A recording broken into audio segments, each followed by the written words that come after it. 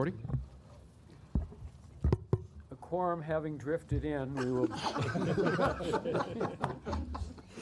we will begin the meeting, but we don't have, there is Barbara, please call the roll. Okay. We have Commissioner Devine, Funderburk, Barad, Noonan, and Vasquez present.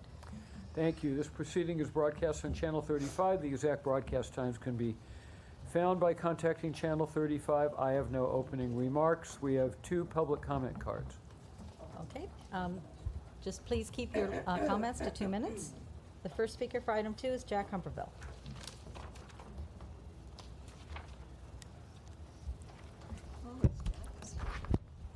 My name is Jack Humperville, and I'm a member of the DWP Advocacy Committee, which is part of the Neighborhood Councils. I'm also a member of the One Water Advisory Committee and also on the 100% renewables. And I'm getting the distinct impression that the Mayor, Garcetti, the City Council, as well as the board and DWP want to use the ratepayers to finance these Sputnik, go-to-the-moon types of projects. This should not be the responsibility of the ratepayers. One Water. One Water is around a $15 billion ticket, and it's going to be split between sanitation, the city, as well as DWP. And my concern is that DWP is going to get hit for a disproportionate amount of that revenue. In other words, we're not going to get the benefits that we're paying for. We're overpaying. On the 100% renewables, there have been no cost estimates. The batteries we talked about the other day were probably $10 to $15 billion. That compares to a net worth of the DWP water system of about $6 billion, and it doesn't take into account that it's significantly over-leveraged relative to where it should be. We're talking about new generating capacity, wind, solar.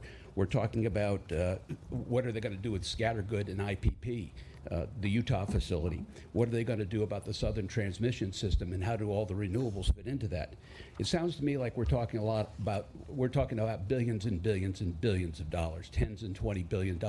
And I think it behooves you, the Board of Commissioners, to make sure that we're not going to get skinned alive by these Sputnik types of projects. It is not our job to send DWP to the moon, although I wish maybe some people would go there.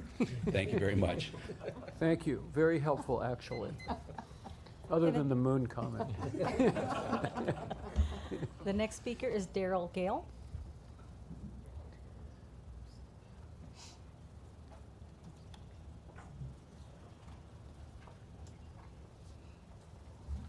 Good morning, Board.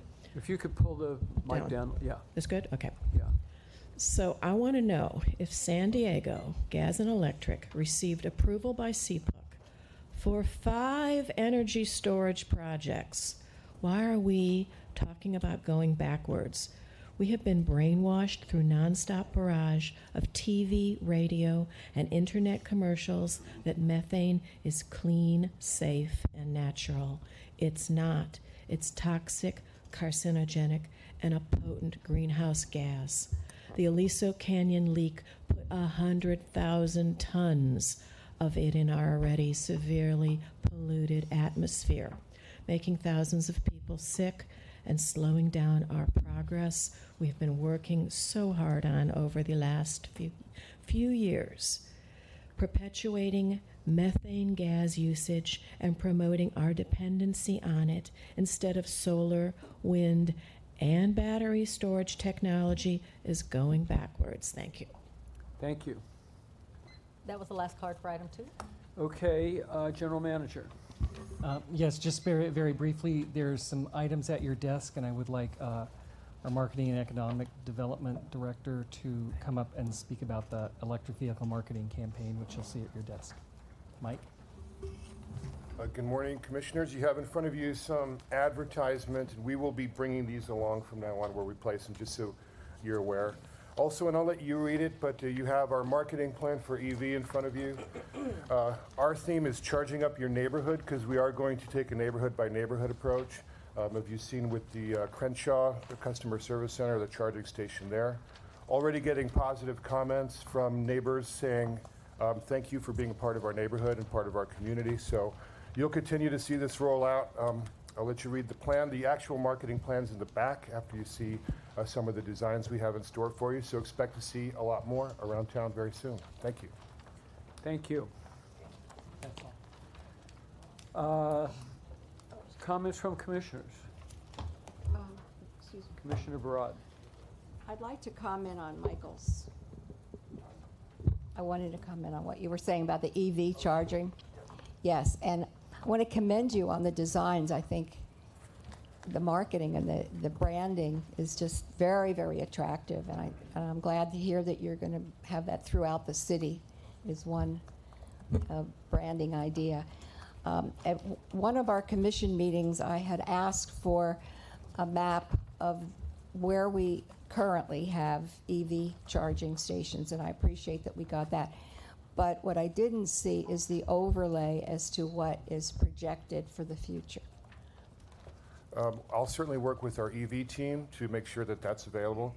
And thank you for the comments on the design. We have a very talented in-house design team, and I think it's a labor of love. They're enjoying it, and Yeah. we're also working with the city, as I mentioned to you earlier, to have a say over the city's overall look and feel of EV. So we'll be very much an influence on that Yes, too. So that's thank you. good. Good. Thank you, Michael. I have also a question for you, Michael. I see your campaign kind of plan here. I'm wondering if also, besides just having collateral materials on print media, digital, promotional items, are we also going to have an event in different neighborhoods? Yeah, there is a section in the marketing planner that talks about some of the events we've already identified. There's going to be a Drive Watts event. There's going to be I saw Taste of that. Soul. So we will, in addition to collateral and advertising and educational components in our customer service centers, we'll also be at events with the EV team talking about our programs and other exciting things. Thank you. Michael, I just have to say, as one PR person to another, your use of the green I thought was brilliant, because it really is very symbolic, and it's just a great shade of green, and Well, it's green. It's the environment. I It's just thought it's that not was- me, it's my design team. They're very creative, and it's also, we talked in the earlier marketing presentations, also about consistency. So we want to Yes. look and feel so people will start to know and see and recognize it's LADWP. Yeah, great. Michael, is this on the internet? Is this, No, that's fresh off of the printer as of this morning. So we certainly could put that on there, and some of our elements will be on there, including on the EV page. okay, great. Thank you. And I'm assuming it's going to be translated to other languages? Everything is going to be translated into Spanish from now on, and then Korean and Chinese as warranted by the production. Thank you. Thank you. Other commissioner comments on any agendized items? Ratepayer advocate.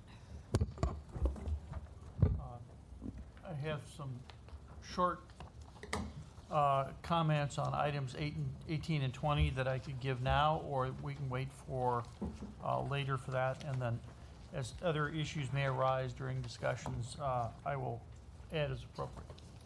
Okay, if it turns out there is no other, if there's no need to debate 18 or 20, then I'll ask you for your comments before we cast a vote on all Okay. of that.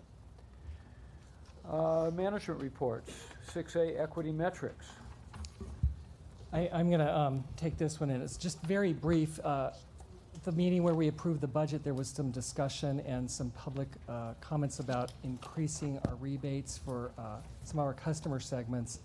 And what we at that point said was we're going to look at incorporating that into our next year's budget. And I wanted to just say I want to look at doing something faster than the next year's budget. And putting this in a little bit of context. Yay. Okay, that didn't work. Reggie, I need someone to help me on the PowerPoint, please. And Give it a so let's talk. Thank you. Well, it's no. I just got a thumbs up from staff.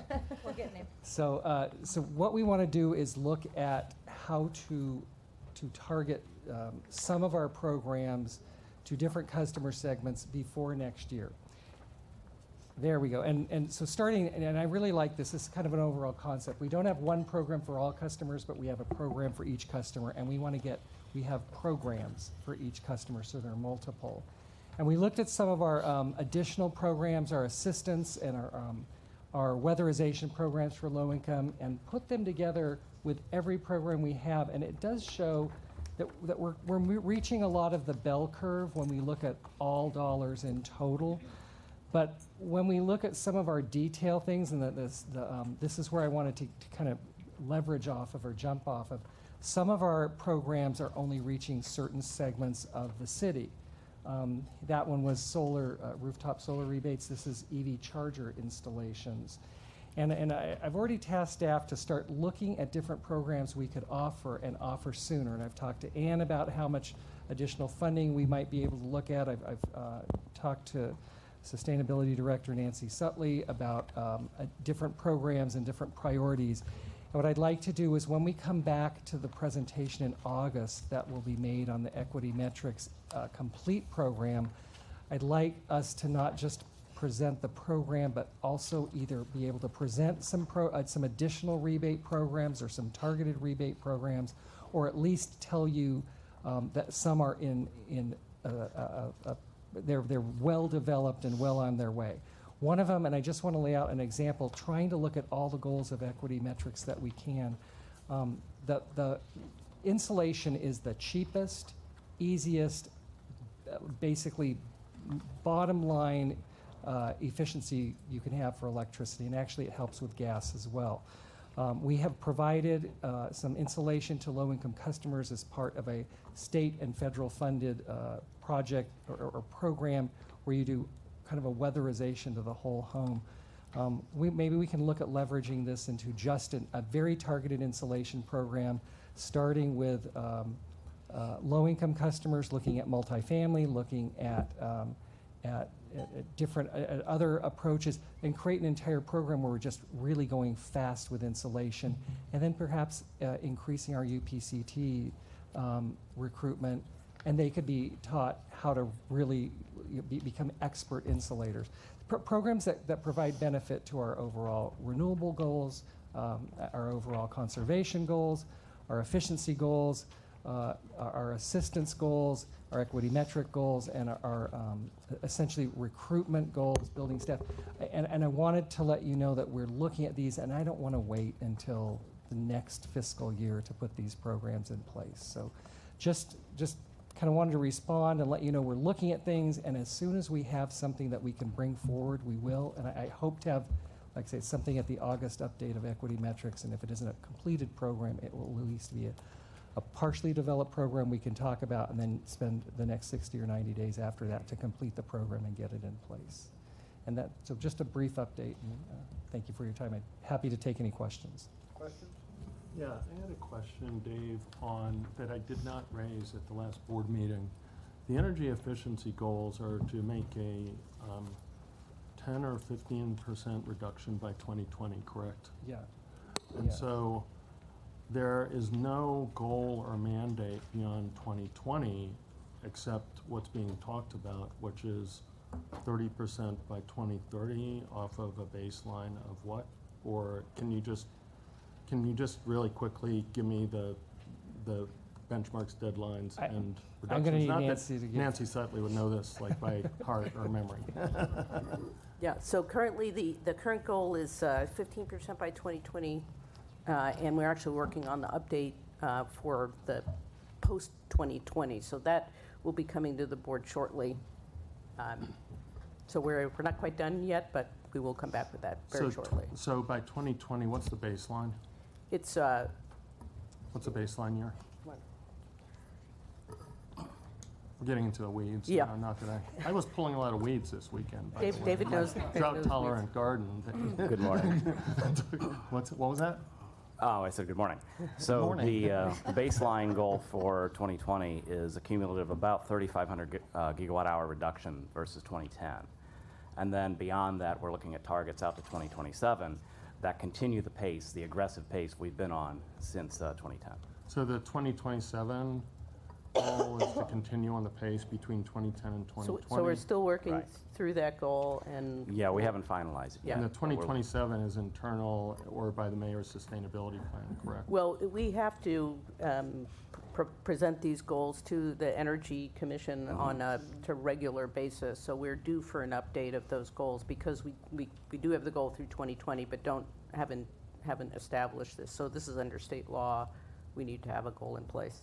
Are we assuming that it's 30% by 2027 or by 2030, or what assumptions are we making? By 2030, we're looking By at the 30%. 2030, we're assuming 30%? Correct. So when we asked for in the budget for Linda Escalante and several others were pushing us to increase our energy efficiency budget, not just for the 2020 targets, but also for targets out to 2030. Is that being incorporated until we have an actual mandate, or are we just kind of using it as guidance? Right now, I would say it's guidance, but you know, it's a long ways out in terms of budget planning out to 2030. But we've looked at what it's going to take dollars-wise to achieve the draft 2027 targets, and it escalates, obviously. Yeah. And then this, if we invest more in the low-income multifamily segment, that would obviously be incremental, but it would yield incremental results as well. And I think a couple of things to keep in mind about the way the energy efficiency programs are funded is it's a pass-through. There's a budget for it, annual budget for it, but it is as part of the overall pass-through, and we are looking at some other funding sources, some other revenue sources that we have that we can apply towards energy efficiency. And what would that be, like cap and trade or credits or other types of things? In terms of funding other funding sources? Yeah, there's some things that we can't. Nancy's magic hat? Well, we can't talk about, we can't talk about our market position. Sure. So. Yeah. Okay, thanks. The other question that I had was, thank you. Nancy, you might want to stay for this. You might know this. Stay right here. The other question that I had was, some have commented that the solar map is misleading. Okay, that it's leads to assumptions about the fact that DWP is being disparate. What I'd like to know is, before I use any magic words that trigger, I saw it private, get the microphone, is how many electrons by kilowatt hours has DWP given away to electric vehicle owners over the past 15 years? Because we are required to submit some of that to get our credits, right? That's what's been represented to me, to get a kilowatt hour credit either on something. But how much, what is the value? Because I have electric vehicle, and I come from not the moon, but one of the neighborhoods that has a lot of electric vehicles.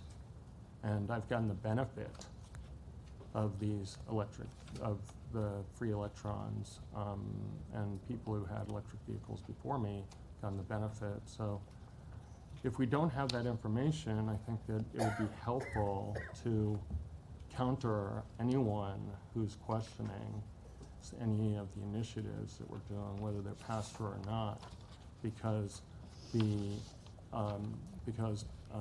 ratepayers and residents and otherwise who have had electric vehicles, and I've asked for the zip code breakdown of the electric vehicles, and I was told that it could only be done on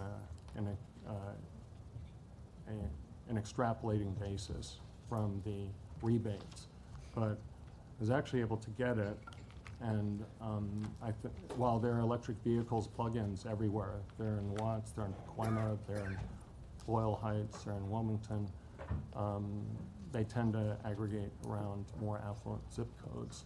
So I'd like to know how much money we've been giving away in kilowatt hours electricity to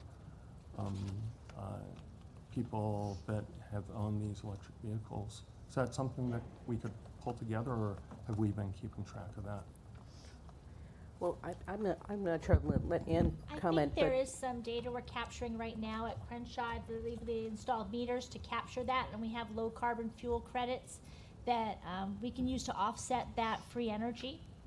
So for the That wasn't my question. I want to know if we could get the information for how much money the agency has spent to prime this market for people who have electric vehicles, or because they would be the ones who have the plug-ins, right? I think we'd have to take that back, but We I can would take just that want to back. make one clarification on the way that the low carbon fuel standard credits are calculated is where we have meter data, we submit that to the Air Resources Board.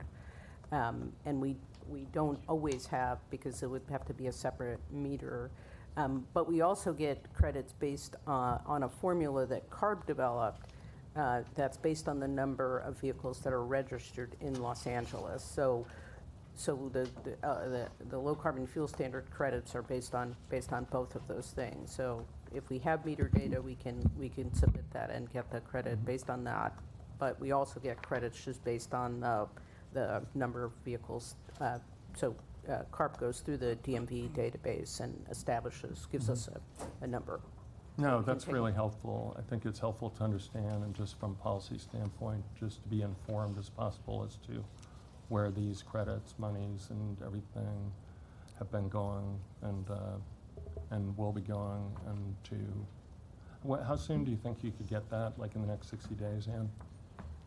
We could try for the next board meeting. I mean, That's all right. the low carbon fuel credit revenue goes back into promoting electric vehicles. Yep. So we have that in the budget, so that's the easy part.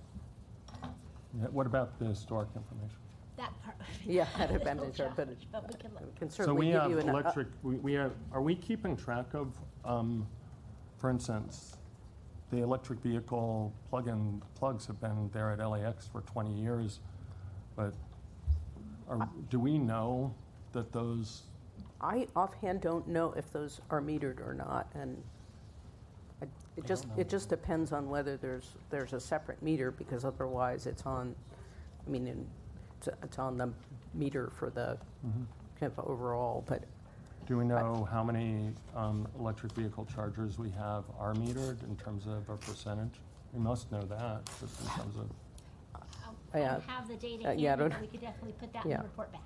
I don't, at least for residential, it's not very many. Yeah, I'm thinking about the But the commercial commercial. installations where people are making use of the public availability of Yeah. electric vehicles, and we have a curve that's looking like this, but we also have a past that cumulatively looks like a significant number of amount of money in my back of the envelope estimate. Right, and not every commercial charger is free. Correct. Because the third-party charging companies have a way of collecting revenue that. Yeah, no, these would be Helps the us. commercial ones that are at The public, LA, yeah. LA City Yeah. installations, whether it's DWP and then you have to back out the fact that it's so. I think relatively quickly, we could give you an update on sort of where we have data and where we don't. Yeah. Whether or not we can actually get all of the There data may be pulled data together. gaps, Yeah. which is fine, but just kind of knowing that What we information have. might Yeah. be helpful. Okay, Okay. we can do that. Nancy, keep doing a great job, Thank you. doing a really good job. Thank you. Thank you. Other questions or comments? We move to 6B, ones through cooling updates. So the power system is providing an update to the board on two very exciting, leading-edge, comprehensive studies being undertaken. The first one relates to the once-through cooling study. This is an independent assessment and analytical study to look at what is possible. It is truly independent. We have provided detailed information regarding our system, but we have no influence over the analysis or the recommendations. This study, Commissioner Funderburk a number of times has mentioned cognitive bias.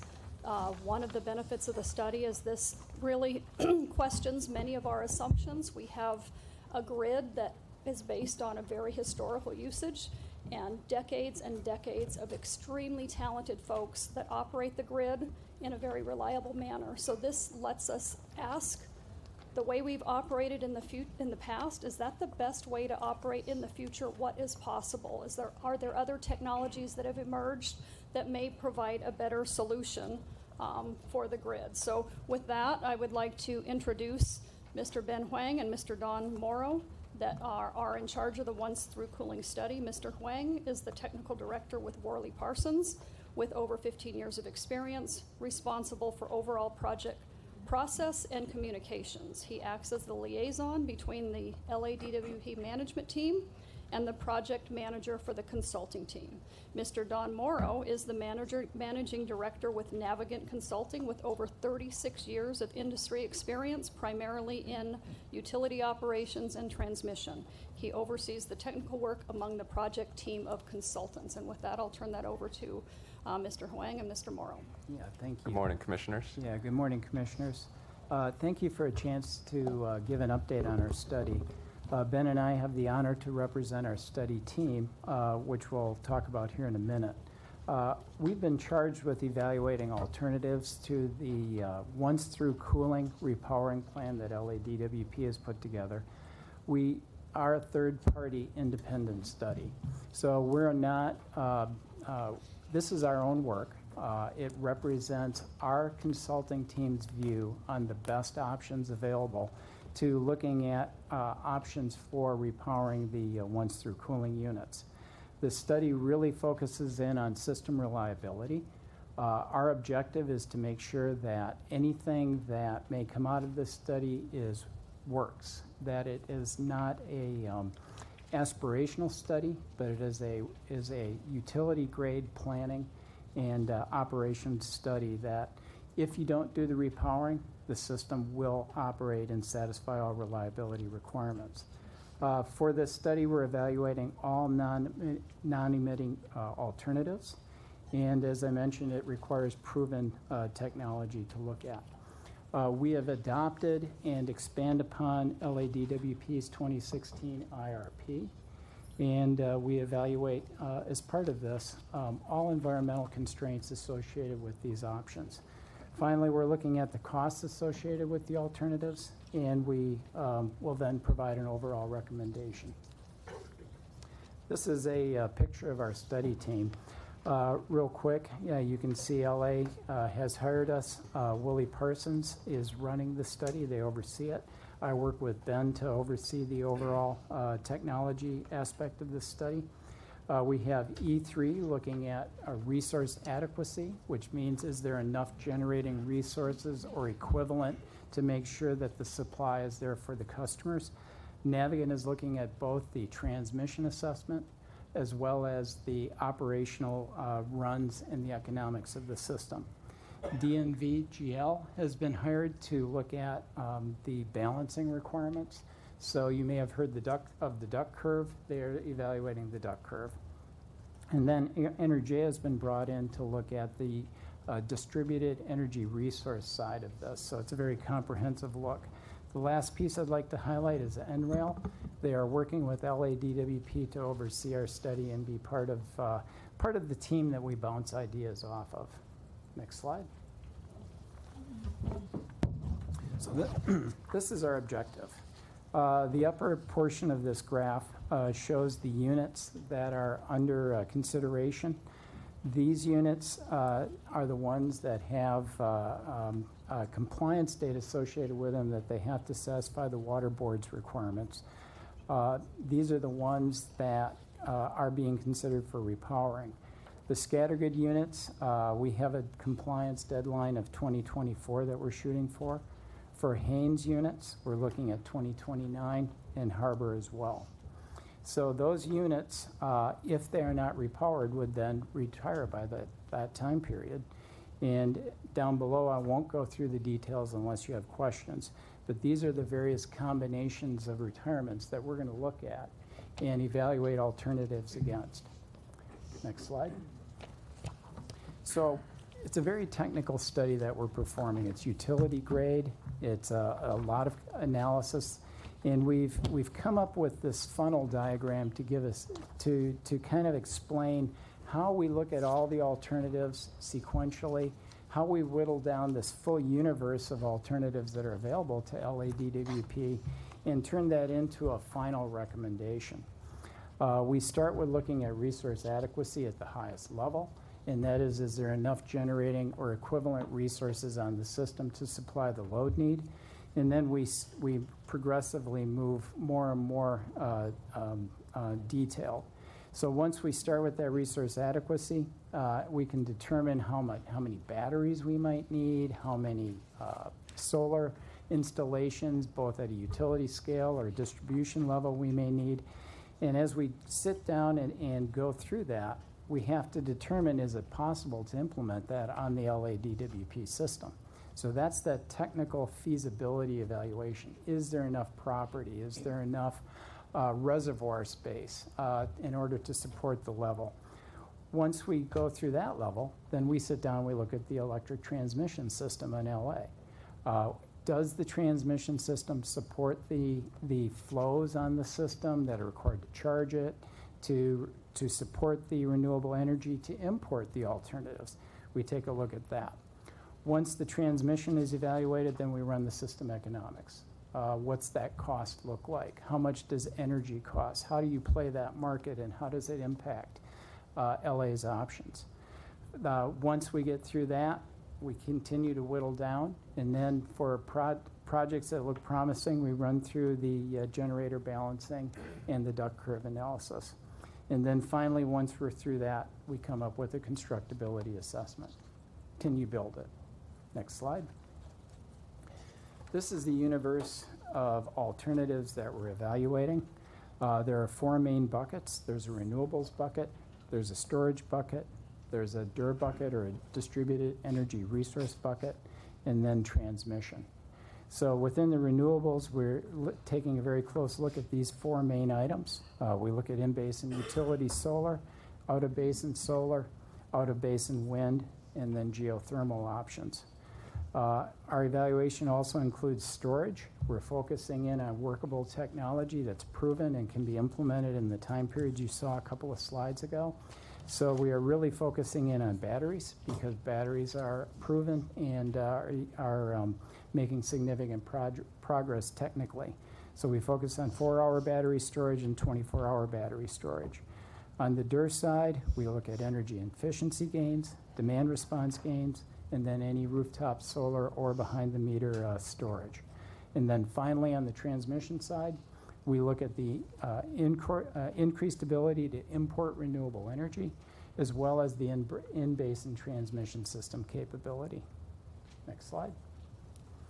And I will just very quickly highlight 2 of these, and then I'll turn it over to Ben, because you have these assumptions in your packets. And if you have specific questions, feel free to ask.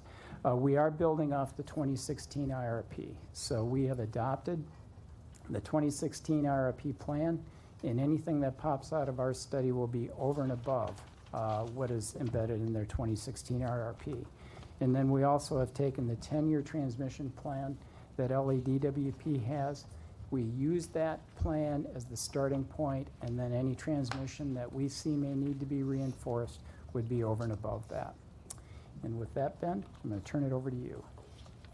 So we wanted to come up with a way to have a transparent and logical process and be able to explain our results to external stakeholders and to eventually the ratepayers. And what we came up with is a matrix that will help show all the various scenarios that we evaluated. And first off, we first look at a scenario with your baseline 2016 IRP. We needed to know what your current system reliability is with respect to the 2016 IRP, and that would be the high watermark where we needed to meet that system reliability with any of the mitigation alternatives. So we needed to study that and establish the baseline. Then we also looked at a very difficult case of not repowering all of those OTC units, and that's scenario B here, 1661 megawatts that would not be repowered. And then we also looked at scattergood, since that has the closest compliance date. And then, as you can see, we're looking at all the various permutations and combinations of OTC units being repowered or not. Then we also look at what mitigation alternatives can be used to satisfy the system reliability that's needed. And we look at solar and wind, we look at renewables, we look at energy storage, energy efficiency, demand response, and we start combining them to create a portfolio. And as you can see, we have a matrix of about 126 scenarios that we need to evaluate. So this is a very complex study. It takes time, but we're going through it in a logical, transparent fashion. And as Don mentioned, we have various levels of assessment, and we walk through each of these funnels. And we color code certain scenarios that either pass at that level of assessment, or it somewhat fails that evaluation criteria, and we no longer look at it, and we kind of look at the most promising options and present those in terms of rankings. So the first one that Don had mentioned was resource adequacy. We wanted to see where certain scenarios would not pass. As you can see from this matrix, many of the scenarios pass. There are a few that fail, and that's mainly due to large quantities of retirement. So where you may have 1 or 2 units that are retired and not repowered, we see that we can make that up with either renewable energy or energy efficiency or energy storage. But once you get to larger quantities where you're trying to not repower, say, all of them, we find that it's a lot more difficult for resource adequacy. So once we see that, we pass through, we pass resource adequacy, and then we go into technical feasibility. And again, the ones that did not pass the previous evaluation criteria are here in gray, and we evaluate again, and we find scenarios that pass and ones that kind of failed there. And as you can see, through the second level of assessment, we still have scenarios that pass for every single scenario, including an all OTC units retired scenario. This is where we are today. We've covered the first 2 levels of the process, and now what we're looking at is the next 3 levels: transmission reliability, system simulation, and operability analysis.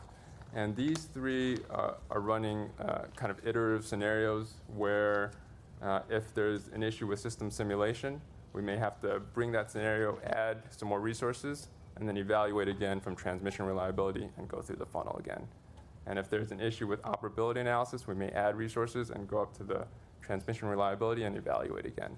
So it's a highly iterative process. We are currently looking at 12 options for detailed study. Of those 12 options, there's at least 1 or 2 options under each scenario. So we're still evaluating every single scenario. But then after this, we also need to look at constructability, whether DWP can construct the resources or the options within the given timelines before the compliance dates. And then we also look at scoring them via metrics. And from that, we pop out the ranking of final recommendations. These are our next steps and milestones coming up. We hope to have preliminary results by the end of June or mid-July. And then we'll have a draft report in August, and we'll have outreach by DWP in October and November, with a final report in December. Thank you very much. Very impressive. We do have one public speaker. What? Oh, we have one public speaker on this, so let's do that first. Okay, the public speaker is Dan Kegel.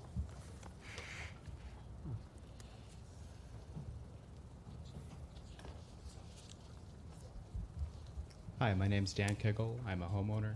I just want to make sure that when this analysis is done, the SB 100 scenario, in which fossil fuel plants have to basically be turned off at the end of 2045, is included, because that will render gas generators stranded.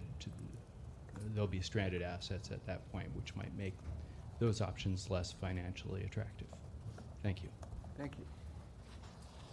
Questions or comments from commissioners? Yeah, I want to thank the panel and the people at, are both of you at NREL or Worley Parsons? Or? Worley Parsons. And I'm Navigant. For doing this. Who paid you to do this? We've been engaged by LADWP. So DWP is paying you to do Correct. this? How much are they paying you to do this? I don't know the total cost, do you know? I don't have it off the top of my head. You don't know how much you're being paid? 4.5 total. We're Yeah. subs. Yeah, 4.5 million. total. 4.5 million total? And we started since July 2017.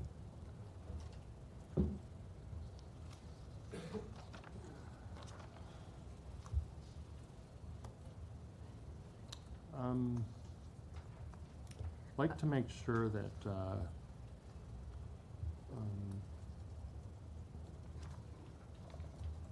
have you been informed about the Equity Metrics Data Initiative? I've seen it through the board meetings. Do you know what it is? I believe it's You can tell metric. me. No, it's all right if you Yeah, don't. not No, as sorry. not I don't know is I the don't know. all right answer. So I just want to make sure that the money DWP is spent is being implemented equitably. I expressed some concerns about the composition of the committee. I went to the meeting last week, and those concerns were confirmed. And I hope that the next time we have a contract with either one of your companies and a committee is convened, that the committee reflects the city. An overwhelming majority of the people who seem to have a seat at the table were men. Maybe the women are unavailable, maybe whatever, but I just want to make sure, not just from our management standpoint, but that you as contractors know that that's an important policy that the board passed in 2016. And I think it behoove every single person that's getting $1 from DWP to know it, understand it, and not be able to rehearse it, repeat it back and forth, but to explain how it's been integrated into whatever project is being undertaken, knowing that you might not have been directed. These are policies that are evolving, but it's something that, for instance, I never saw I saw the demographic analysis of the panel. I don't know if it was ever posted on the website. There was no distinction in the demographic survey of primary versus alternate. Commissioner, if I may interrupt. No, for- I'm not okay. finished. This isn't their study. Yeah. They're not the 100%. That's Oh. the next presentation. Okay. This is the other study. All right. So reserve those because you can make those comments, absolutely. Okay. All right. Thanks. Can I pick up on what Bill asked? Yeah. $4.5 million over what period of time? Yeah, it's approximately a year. A year? Yeah, it's about a 1.5-year study. So we came in about a year ago, and we'll be finishing up in December. Did we vote on that as a commission? I have the contract right here. So we're looking at it. Good morning, Commissioner. Good morning. To answer your question, this is part of a task on the Worley-Parsons contract that the board approved about 1.5 years ago. So we wrote a task to get them on board to do this, to perform this study. This was the quickest mechanism we had to get them going once the OTC concerns came up. And I believe you said that it started last July? Correct. So next month it's a year. Correct. And then what happens with the? So they will finish up by the end of this year, 1.5 years. The results of this study, the data that was accumulated through our SMEs, it will roll into the 100% study with NREL. So that's going on right now. And then what is the payment after July or after June 30th, whatever? The payment, they're to contract to the 4.4, so Another 4.5? The total amount was about 4.4, 4.5. For the whole task, not just today. For the entire study, yes. But is it up in July? Is that No, what he not said? till the end of the year. It has another year. No, the end of this year. So the task is written in such a manner, we're telling you at the end of this year, only because that's when we anticipate the report. The end of the year or the fiscal year? The end of this year, the calendar year. Calendar year, Yes. okay. So I did, Reiko, I did have another question. So, Sure. I mean, equity metrics does apply to everything. It's not, Yes. so I didn't want to think that them to leave thinking that it doesn't. It's something that our contractors should know about because NREL is involved in the 100% study. I think that it's appropriate to raise. Have you been involved in making any recommendations on the options that you're studying on whether the State Water Board might be flexible in any of the deadlines that it has? Because as I raised last time, it seems like we have the water people that sued to get this, and we have the air climate people that are pushing for no or low fossil fuel, and then we have system reliability that has to, frankly, trump everything and come first. But we have that triangle. So did you just assume that the deadlines are hard, the State Water Board can't do anything? And also, has the State Water Board received a copy of this study? Yeah, I can take that, Ben. No, we did not make that assumption, so we are looking to see if there may be some benefit to extending that. I cannot answer the second question because the report at this point, well, we're mid-study, and so we have not given this presentation to the Water Board, but I presume this would be made public, and we can do that presentation if that's valuable. Well, I assume that the staff is going to make it available. Yeah, we're working that with they're Eric required to and do annual company. reports and. Right. But I just want to know if the Water Board has received this. We have not given it to them yet. Have they received any draft of this, or have they been in consultation with us? Do they know that we're doing this? Yeah, we are not, we're not at the place yet where we want to send this out. This is more of an update. We will get to a point near the end of the year where we will work with Nancy's group to figure out how to present this to that board. So they don't know about it, but we're making it public. They do know about the studies. They yes. do know about Yes. this presentation. Not the presentation. They don't know about this presentation. We have provided them a report that we are doing a once-through cooling assessment study, and it will be done by around November, December timeframe. So And they have been. we last reported to them at the end of last year, right? No, I think it was about a month ago.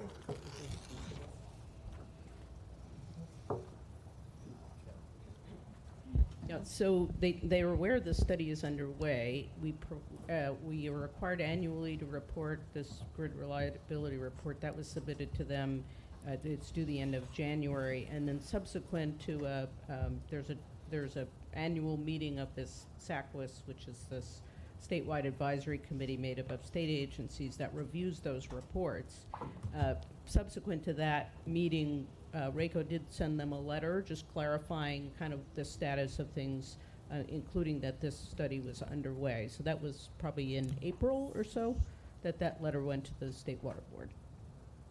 Right. And I want to thank you, RACO. This is great information for us to, help make decisions. There might be data gaps, but it's great information for us. And Dave, thanks for the equity metrics thing as well. I think that really helps to bring to light not all great things, but I think it's just another demonstration of DWP's new effort to be transparent with its ratepayers. May I make a? I don't know if I just have a Commissioner Vasquez. Yeah. Thank you. I just have a quick question. Thank you for your presentation. I feel like so far with the data and the technical feasibility and the transmission reliability is hopeful in terms of bringing more renewables in basin.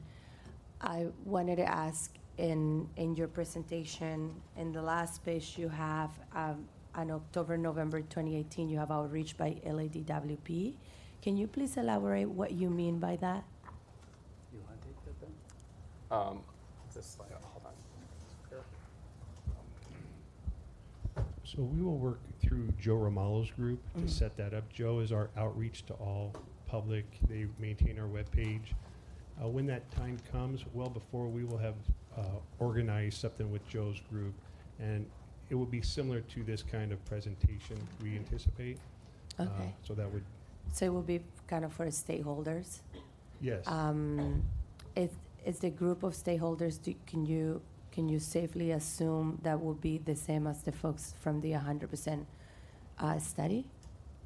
Yeah, the AG group, the advisory group that you're referring to, they've already gotten this update, so Yeah. they will get the update actually before the outreach, the public outreach, just because we use the 100% renewable quarterly meetings as a venue to do that. So they get this update. They will be invited to the public one as well. Okay, so there hasn't been a group engaged from the beginning about this study, similarly to the advisory group that the 100% has. That's correct, because this is intended to have the technical experts look at grid reliability and what is possible. So it really isn't appropriate now, because this is, again, analytically based on our system characteristics and system data. Wasn't the 100% also per council mandate, whereas this is not? Correct. This is a LADWP. You recall last year when we put the pause on the ones through cooling, that's when we didn't call it cognitive bias, but the intent of that is to question our internal assumptions, knowing that we're very good at what we do today and historically, but that grid of tomorrow is going to be very different than the grid of today, and the resource mix and the portfolio you use will also be very different. So trying to incorporate all that into the decisions we're making that will be, many decades into the future on how we provide our power. And is this study intended to also use the equity metrics? The short answer is that is not part of the scope. Again, when we developed this over a year and a half ago, before they were on board, we were just looking at once-through cooling, reliability, and that's how the scope was formulated. That being said, as mentioned, the results of this and the data and the impacts, they will roll into the 100% study, which will study all this. And we're going to give a presentation on that right after this, so you'll get a better idea of that. Thank you, Eric. And I'm not trying to drill you here, but and obviously you too either. But I do think it's very important to also utilize the equity metrics for this study. And I know that maybe when the study began, the equity metrics was probably still on the making or just kind of being developed. But I think we're in June of 2018, and the time is now to incorporate it, simply because the majority of where these projects are mostly in low-income communities, and not just low-income, but places where there's like very low penetration of renewables. In general, all of them, there's not distributed generation there, I assume, and also high rates of asthma and other respiratory diseases. And I think that is extremely important that we account those also as a factor when we make a recommendation. I was excited so far to see that in this study, there's a lot of scenarios where we can have distributed generation. And it's awesome.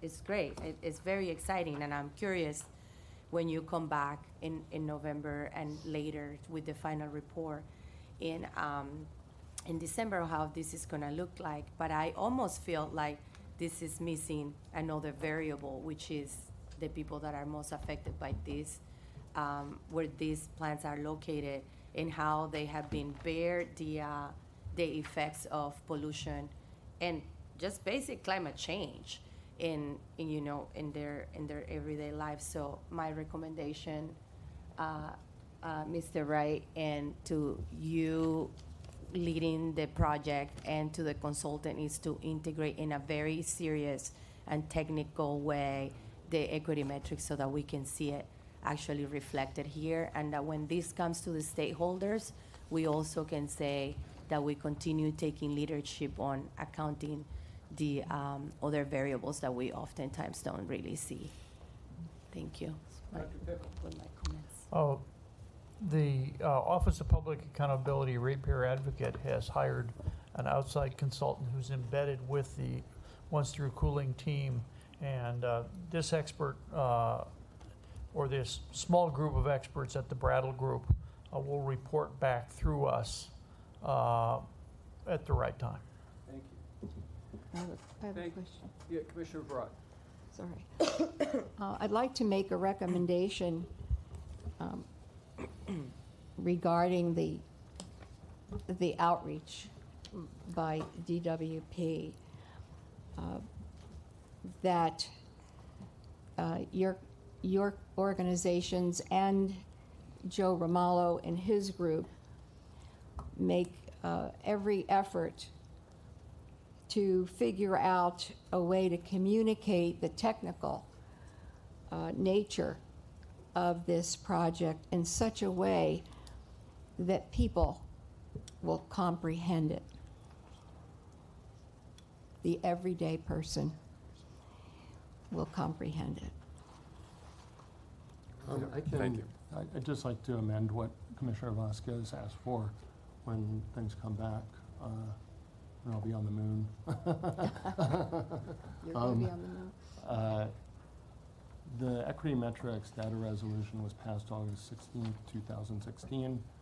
At one of our last board meetings, we amended that resolution significantly. So the reason that these actions are being asked for is we really hadn't empowered ourselves as commissioners to take any action. We had just been empowered to do data collection. So it's the more recent resolution that you may want to pay attention to, that I'm sure John Chen and Joe Romalo have up on our website. So. Thank you. Thank you very much. Thank you. We'll move to the 100% report. So this is the second presentation that I referenced earlier, and the board has not seen a presentation regarding the 100% study that came about as a result of a city council motion that will help determine the future of the power system and how we serve our customers. So with that, we have Mr. Eric Montag and Mr. Scott Hasse. They will present on the study. Mr. Montag works for Lewis Ting, Power Planning, Development, and Engineering Director. He is the Senior Manager of Strategic Initiatives and Resource Development for LADWP. Mr. Hasse is NREL's Partnership Manager for LADWP. He has over 25 years of experience in the energy sector, and he is responsible for maintaining a high level partnering with LADWP senior management and leadership to ensure effective processes and lines of communication are in place between LADWP and NREL. Good morning, Commissioners. Today's presentation will describe the 100% renewable energy study that LADWP initiated in 2017. This presentation is essentially two parts. The first part, I'll describe LADWP's ongoing efforts to demonstrate environmental leadership and explain why we have undertaken this study and how LADWP set it up. The second half of this presentation, my colleague, Mr. Hasse, will talk about the National Renewable Energy Lab in general and their efforts in the area of renewables, the technology and the energy system transformation that they study and do over there. And then he'll provide an overview of the actual study and how NREL is leading that effort. So historically, DWP, higher renewable targets are not new to us. Over the years, through the leadership of this board and our executive management, we have obtained higher renewable goals through higher renewable generations. Our DER program, Distributed Energy Resource Program, is increasing and growing. All this has had an effect on our greenhouse gas emissions, the reduction that's been going down, and it has had impact to our rates. Greenhouse gas, most of this is centered around state legislation AB 32, which requires that we achieve 1990 level emissions. DWP, as of today, is 50% below that requirement, so we're well ahead of the game. And at the rate we forecast, we will be at the 2050 state levels by 2026. So we're well leading the charge on this. Just really incredible strides by this organization and the City of LA. To do this, we've had to balance our three tenets of reliability, environmental stewardship, and competitive rates. Our achievements are centered around reliability as we try to balance both the competitive rates and environmental stewardship that we profess. So why are we doing this? Well, back in 2016, the City Council directed the LADWP to develop partnerships with the U.S. Department of Energy to conduct this 100% renewable study.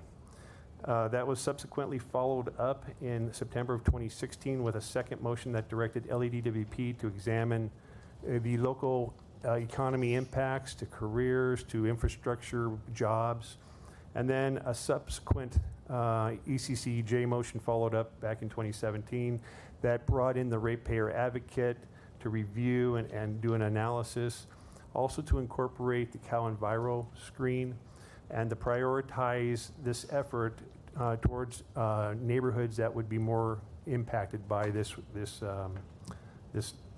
work, similar to what Commissioner Ora Vasquez said earlier. So DWP set up a mechanism that we call the 100% Renewable Advisory Group. This is, we also call it the AG group. So you hear AG, this is what this is.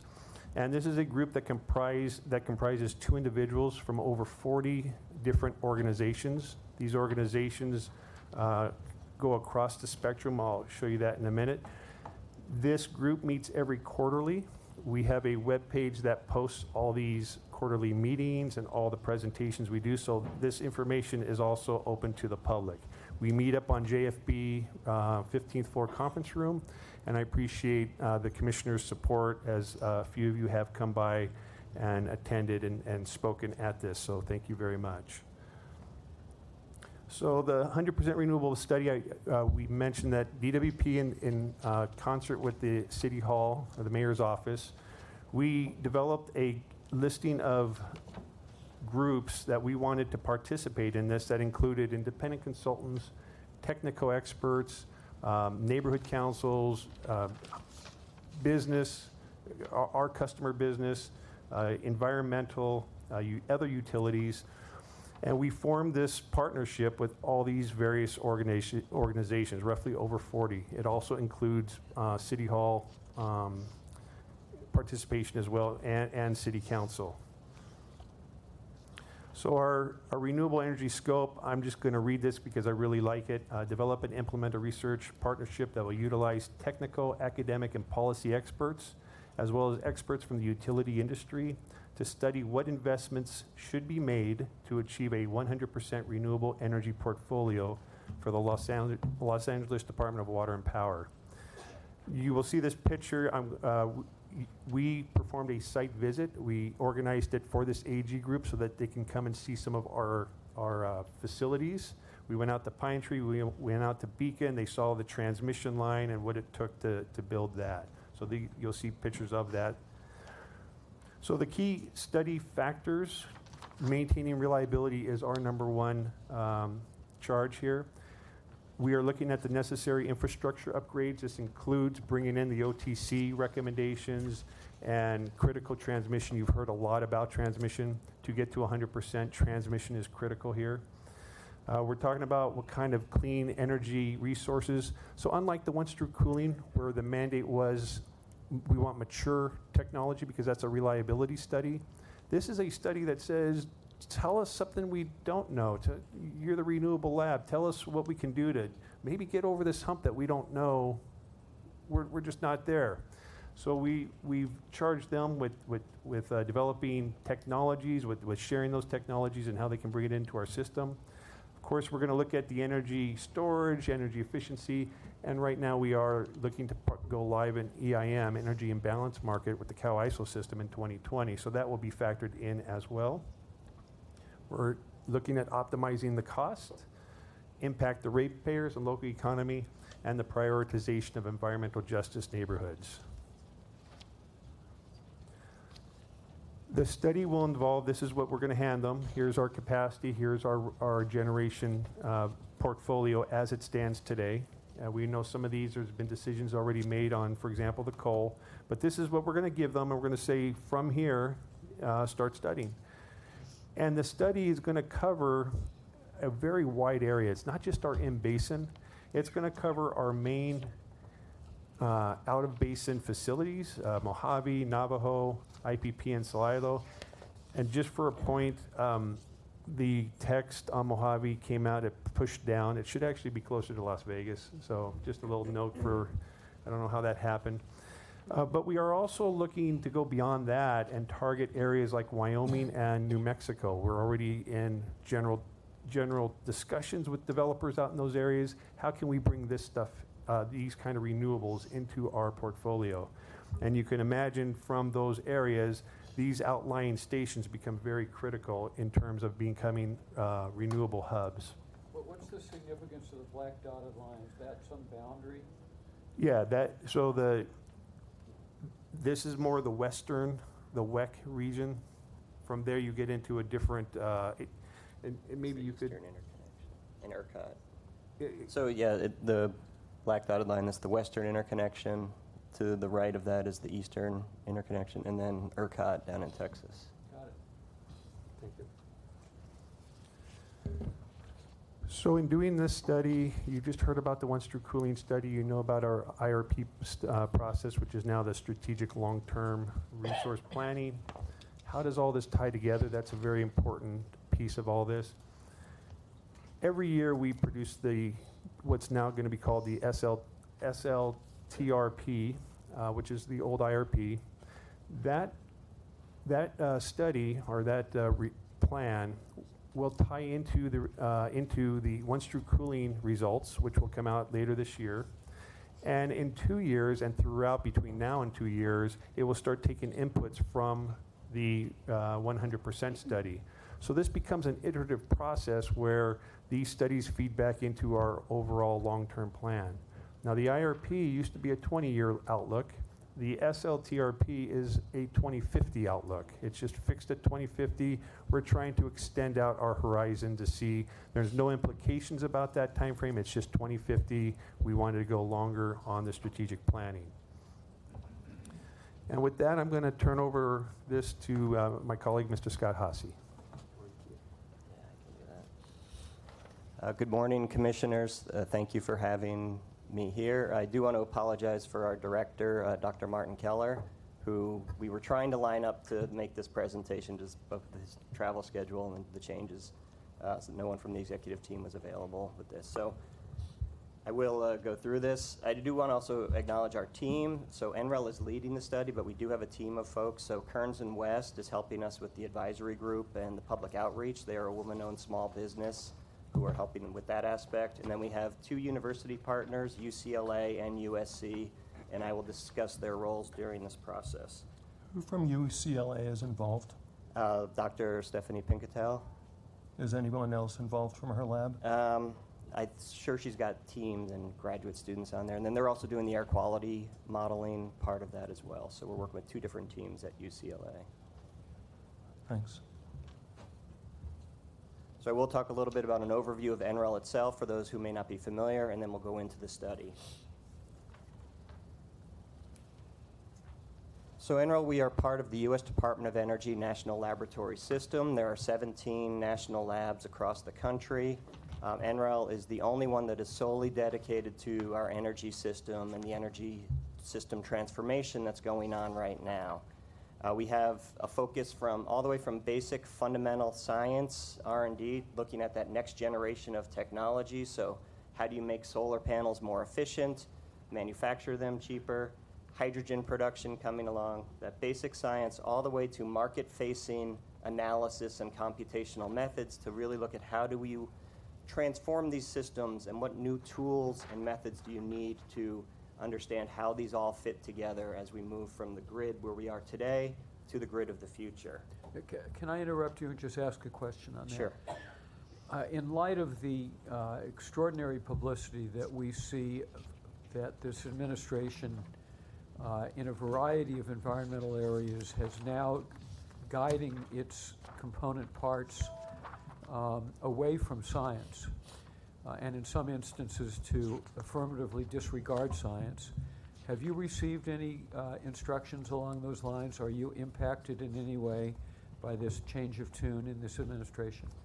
So far, we have not been. We have not been told to stand down or to stop looking at what we're looking at. Our funding for this year has actually gone up. The president's request was significantly lower. Congress came back with higher marks, as you probably know. If you are ever the recipient of such instructions that may impact this analysis, I trust you'll let us know.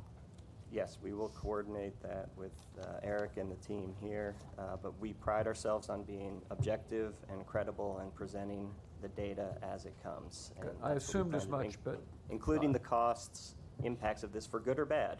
Good. Okay. Okay.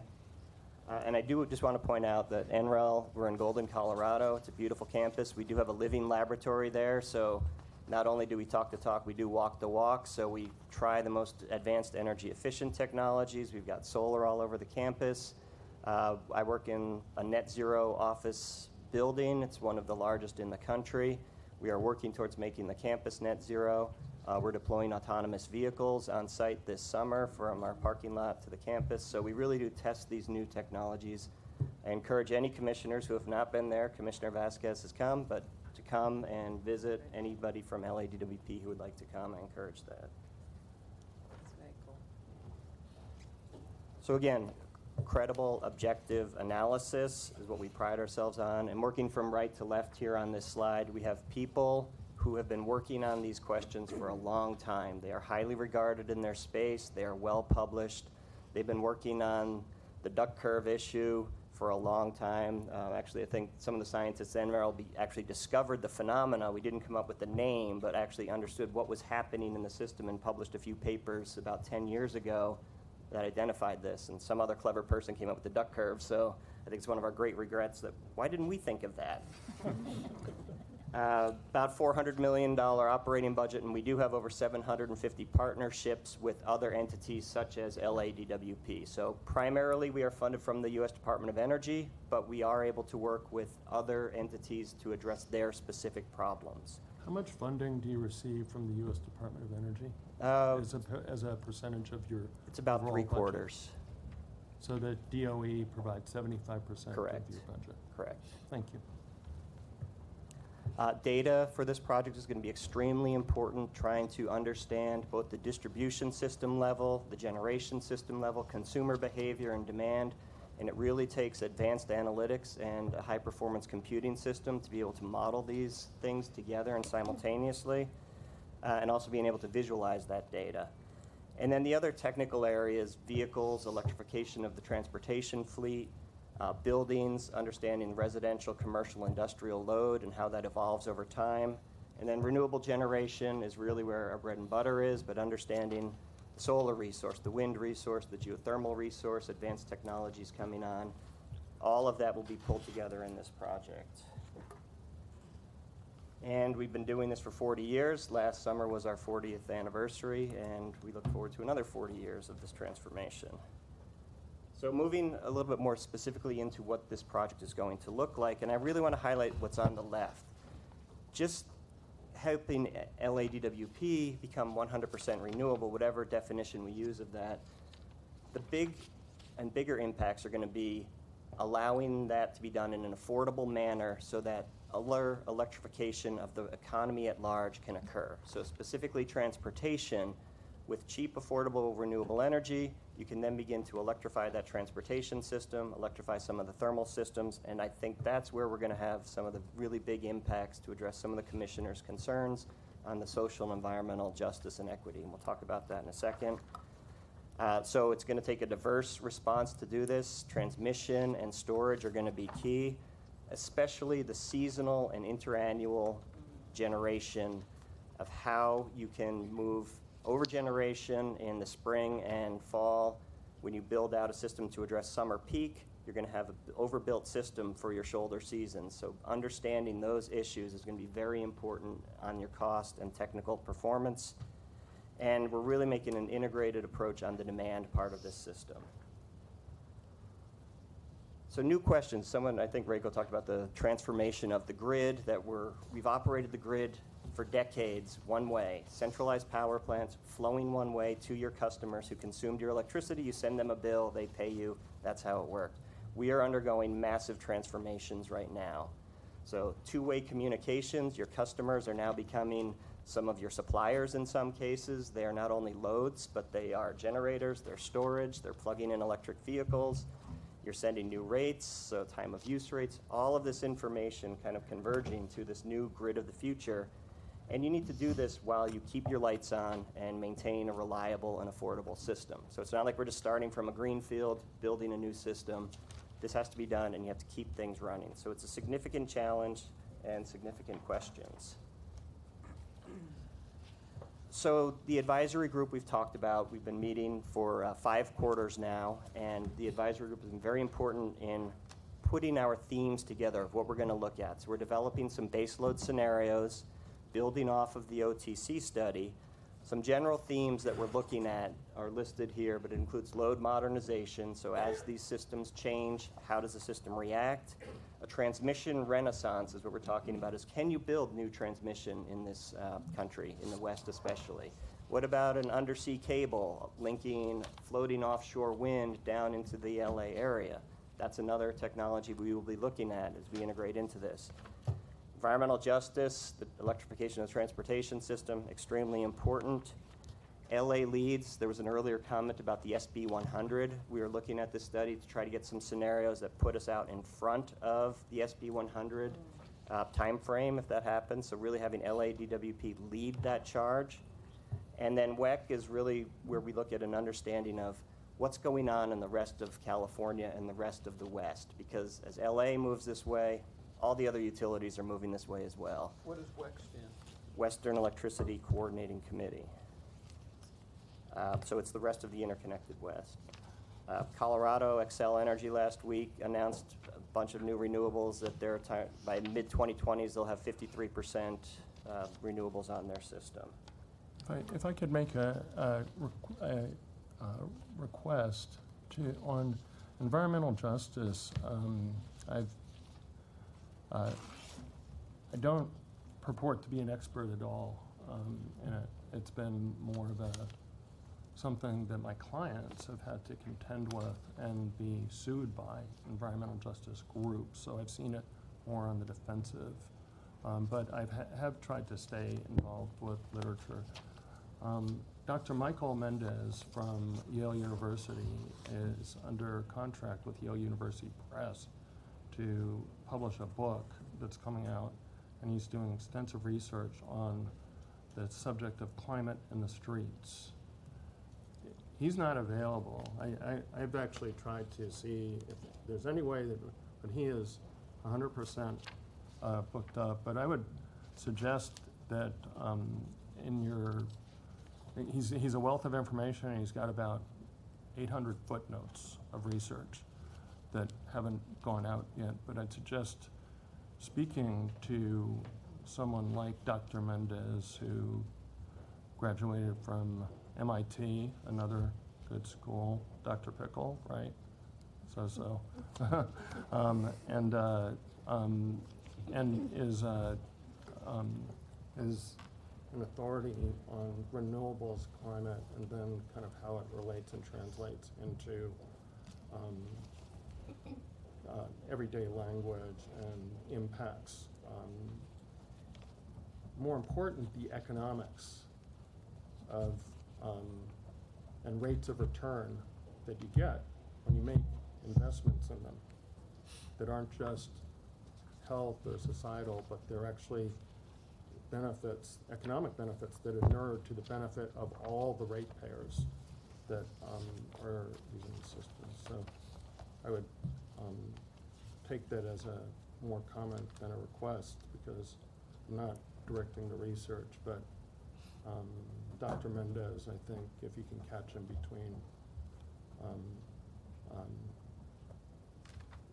contacts with the publisher and book tour stuff, he is somebody that has been really informative to me to inform how things translate, not just for a societal purpose, but economically, the economic case for it, which I think is very important when we make these investments in anything that's for societal good.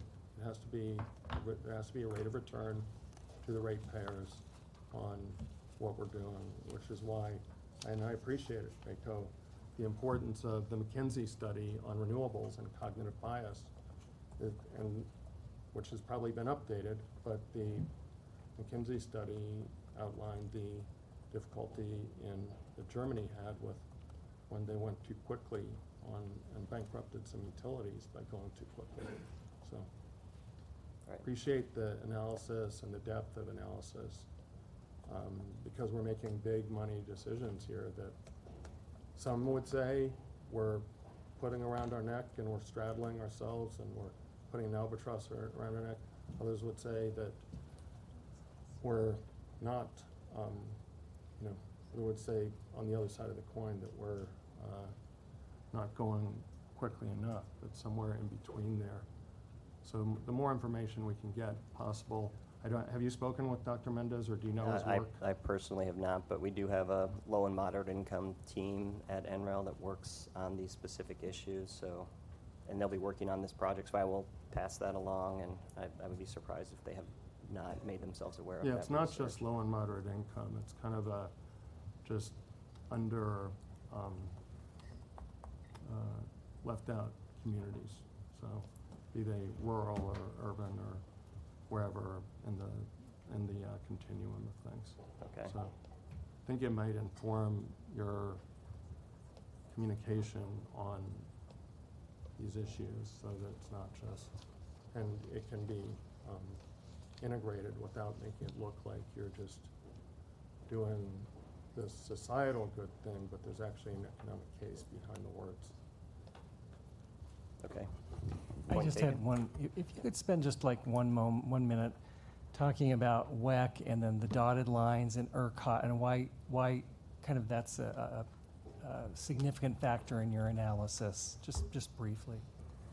So right now those systems are not interconnected. So with the Western grid, where you've got a whole bunch of utilities moving towards these very high contribution renewable systems, all the best spots are getting taken up. So one of the issues is, as you look out building out systems in Utah, Arizona, Colorado, there's going to be more and more competition for these resources. So the trading is in kind of a narrower group. So the efficiencies of being able to build things may change. The cost may change. NREL is just completing a study right now called the Interconnection Seam Studies that looks at the cost efficiencies of actually interconnecting the eastern and the western systems right now to look at, can you trade between Seattle and the Midwest, and what do those HVDC lines look like in terms of overall system efficiencies? And we're finding that there are billions of dollars of potential savings if that can be done, if we can find this transmission renaissance that we talked about to be able to do that. Texas has always been its own system. I don't know if they would ever join anything like that right now. Another project that we're doing, which is kind of related to this, is called NARIS. It's the North American Renewable Integration Study. The PI on this project, Aaron Bloom, is leading that project, but transitioning from that to focus more of his time here. And that's looking at greater flexibility between Canada, the US, and Mexico, which I think would have some things to influence here as you move to 100%. So we're well aware of kind of all these large-scale efforts that are going on and how they come down to the micro level here, from the solar on someone's house out to the big projects out in Arizona with Navajo decommissioning. You've got the transmission lines out there. There are thousands of megawatts of renewables out there that we could potentially bring into this area.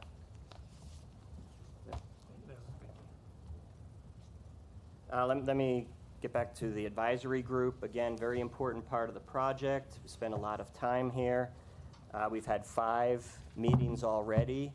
Our last meeting was last Thursday. It feels like it was a week ago or 2 weeks ago, I guess it was, where we went over and finalized our scenarios. Our next meeting is going to be August 16th, where we are going to frame up some of the initial 100% modeling approaches, the data, the assumptions. One thing about NREL is we are very transparent in what goes into the models, so we want that feedback. We are going to build off the OTC data, make sure that that feeds into this. We'll put that out there with people to give us comments and feedback. We will also then tee up the jobs and economic impact modeling and approaches, as well as the environmental air quality modeling at that next meeting. And then in November, we should have some of the preliminary initial results from some of the modeling scenarios. This kind of shows the flow of different things. So the OTC study that you just heard about is ongoing right now through the fall. We are transitioning. We're in the process of developing the scenarios. That data refinement should really extend back to the left because we are working on the data right now. We're coordinating that with the OTC study. And the advisory group has been engaged from day one of this process. And then at the bottom, it just kind of shows LADWP's own internal planning steps that are going forward. So I just want to talk a very little bit. I know we're getting a little behind here, but demand is a big part of this study. So you're not building a 100% system for today's projections of load growth. Historically, that's what utilities did. They'd say a 2% load growth. They would go out there, maybe have a little bit of energy efficiency. But the system is transforming so rapidly, we're going to be spending a lot of time trying to figure out what does this future load look like. So from the lower left, it's, the Internet of Things is one of the things that you'll hear about a lot. You've got interconnected appliances and smart thermostats and vehicle to grid and grid to vehicles. So we've got building modelers who are going to build in some of those scenario development for load electrification here. The upper right is a solar-ready home in Sacramento. I know the state just passed some legislation that all new homes have to be solar on those homes now by 2020, not just solar-ready. So that's going to be another thing which is going to influence the way demand looks. Can I interrupt you right there? Mm-hmm. Other than the solar roof, what else makes it a zero-energy home? So deep efficiency and potentially storage. I'm not sure that specific community, but it's primarily the storage and then the way the energy is used. Is this in Sacramento or Davis? That's in Sacramento.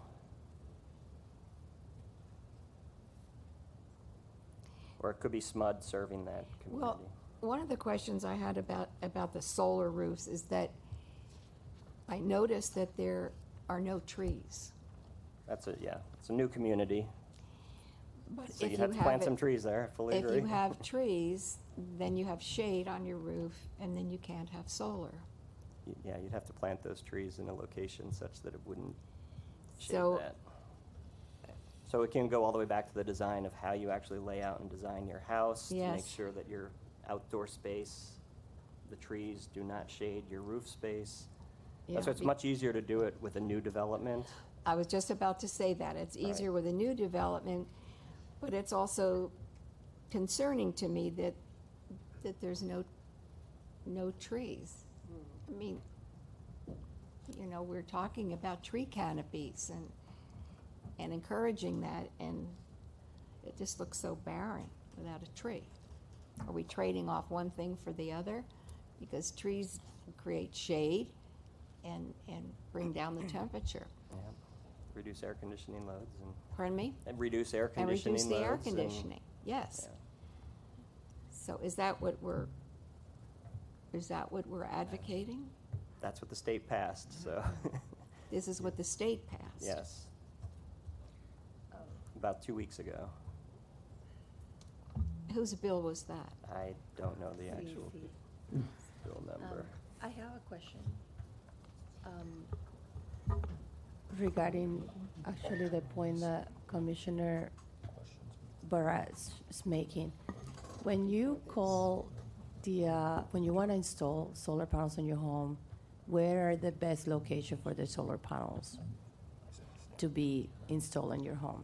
Are they facing west, south, east? Typically facing south. South, okay.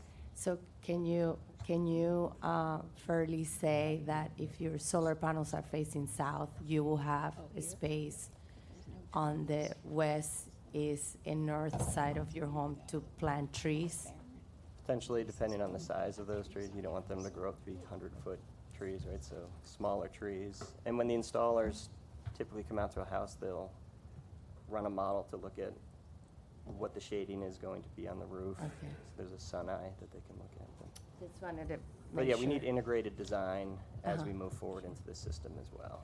And I did want to respond to Board Member Barad's comment. It's something, as utilities have, all of us, not just DWP, all power utilities, as you provide rebates for solar and you're trying truly to encourage planting of shade trees around homes, it's all a balance that we look at.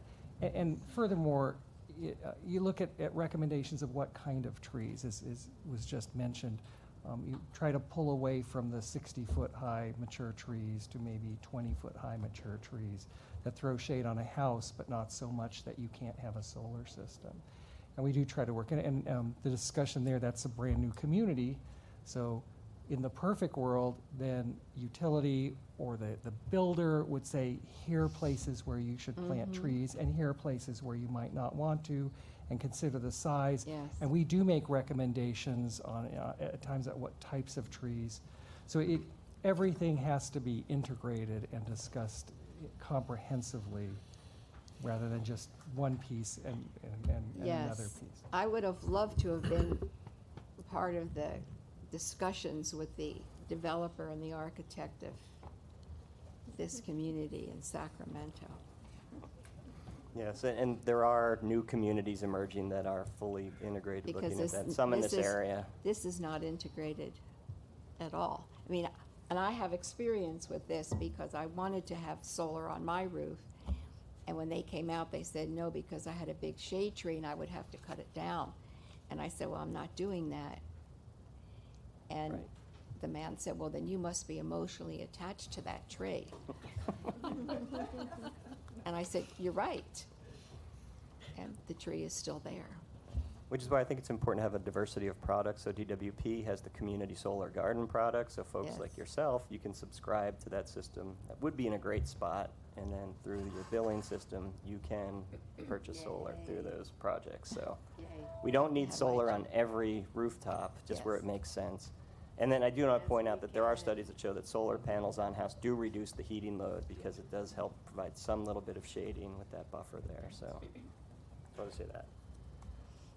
And finally, the lower panel there, that's a shot from the Port of Long Beach. So we're making a special effort, and I know Long Beach is not a DWP customer, they're Edison, but Port of LA is. So the large industrial customers here are going through their own transformation. So to help clean up air quality, they're electrifying those entire ports. So the drayage vehicles to the electric trains to all the trucks coming in there, all going to be electric. Where does the charging come from that? How does that impact the rates? Where do you build those charging stations? So we're making a special effort on this to look at LAX and the Port of LA, as well as the large campuses, so USC, UCLA. How can you potentially make these little microcosms or microgrids, increase reliability, increase resiliency within those systems? So that is part of the study.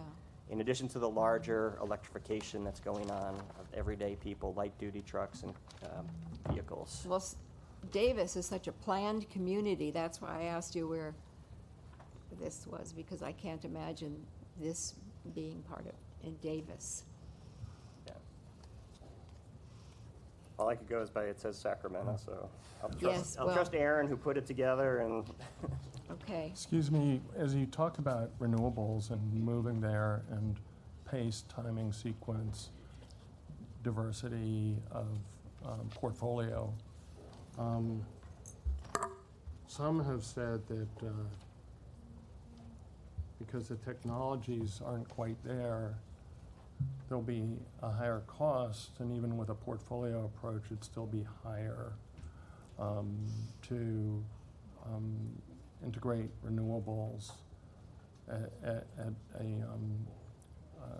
faster pace than what we planned for. So the question is, have you analyzed what ratepayers are going to be hurt on the margin the most by any increase in rates as a result of potential increases in costs from an even more accelerated renewables plan? So as part of the study, there is a task to basically hand off and work with the ratepayer advocate so that we can pass this information, and then they will look at the impacts on the ratepayers themselves. And I think they can look at the different customer classes. I mean, I can let Dr. Pickle weigh in if he wants to on that, but we do understand that the affordability of this process moving forward is extremely important. And we're not a policy organization, right? So we're not going to make any decisions. That's up to you all. We will present the information for the different scenarios using the best cost estimates that we can. And then I think it's up to DWP, the city, to understand how quickly that gets implemented and what those impacts potentially are. And frankly, if those costs come down, because the cost of solar continue to decline, the cost of batteries continue to decline. I mean, contracts are being signed now in the $20, $25 per megawatt hour range. What do those costs translate into electrification of the broader economy, impacts on ratepayers? Yeah, I understand you're not a policy organization, but it's like when somebody tells me about a model and I start asking about input values and they start getting nervous. We welcome all questions about models and costs, and I would welcome you to sit next to our models. I want to make sure that the different classes of ratepayers, multifamily, single family, and usage are looked at for the impacts of the different alternatives that are being chosen. I think that's very important.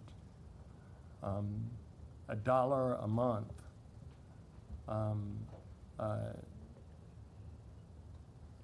what's that to somebody who's like everybody mostly in this room?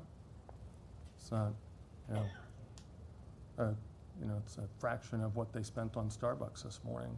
$1 a month to somebody on a fixed income in Reseda, like Betty Radcliffe, the daughter and granddaughter of coal miners from West Virginia, who's 90 years old, and $1 a month makes a huge difference.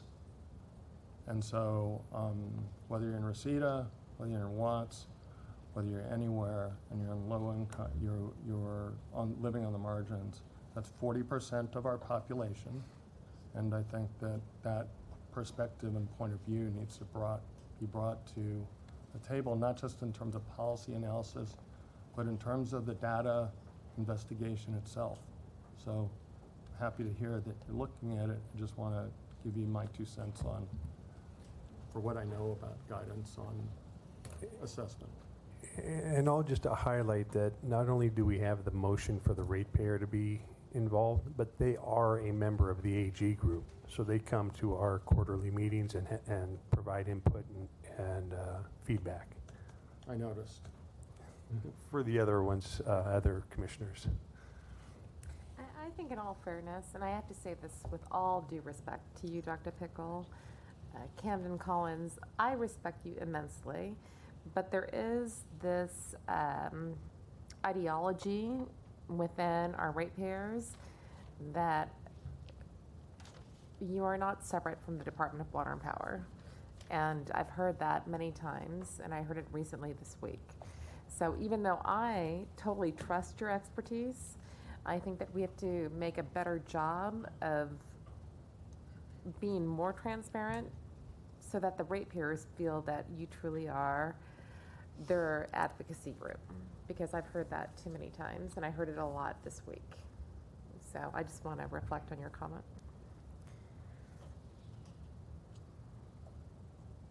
Okay, moving on. We're getting to the end, I promise, very close to here. So another big big part of the study is going to be the transmission and distribution system reliability and the ability to really look at what's going on those systems. So this is just a very quick example of some work that we can do to visualize the power systems, and we're going to build that into this study where you can actually look at, under different scenarios, where do power plants get built, how do those transmission lines actually allow power flow on there, and then where is there trading between the different balancing area authorities.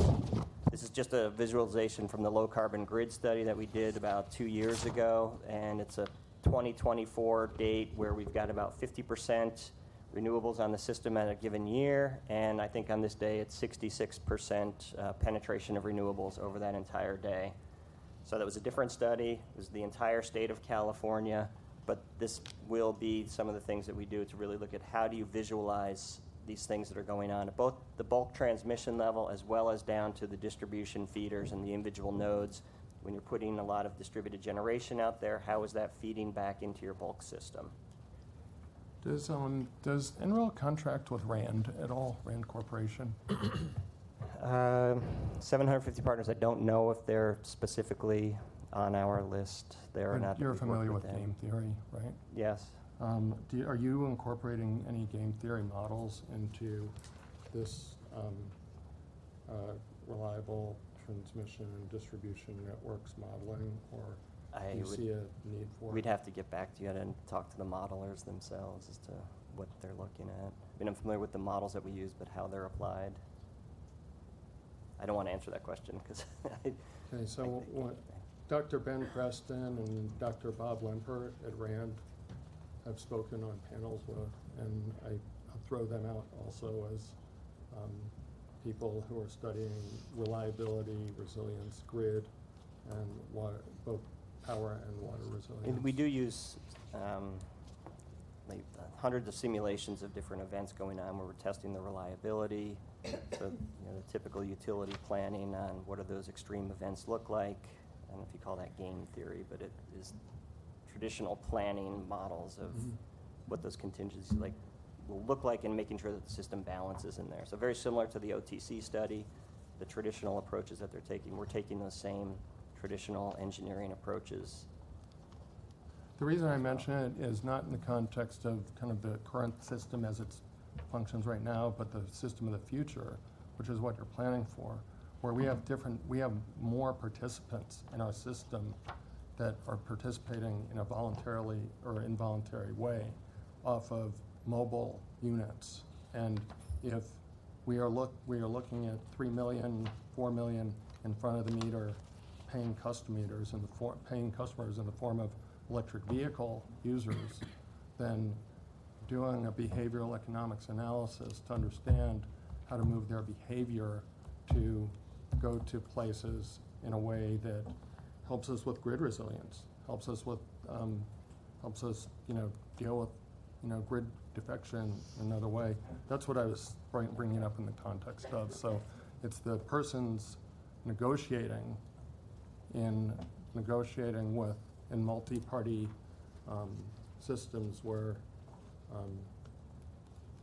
what people are willing to pay is factored into how. So we are using that approach on the distributed generation side for rooftop solar. We have a tool called DGen that looks at distributed generation and some agent-based modeling to look at the rates of adoption by customers given different costs and incentive tariffs, as well as factoring in the people who are not rational, who would not do that at all. So we are going to apply that at a micro level here for the LA system, at least on the rooftop solar adoption piece of this.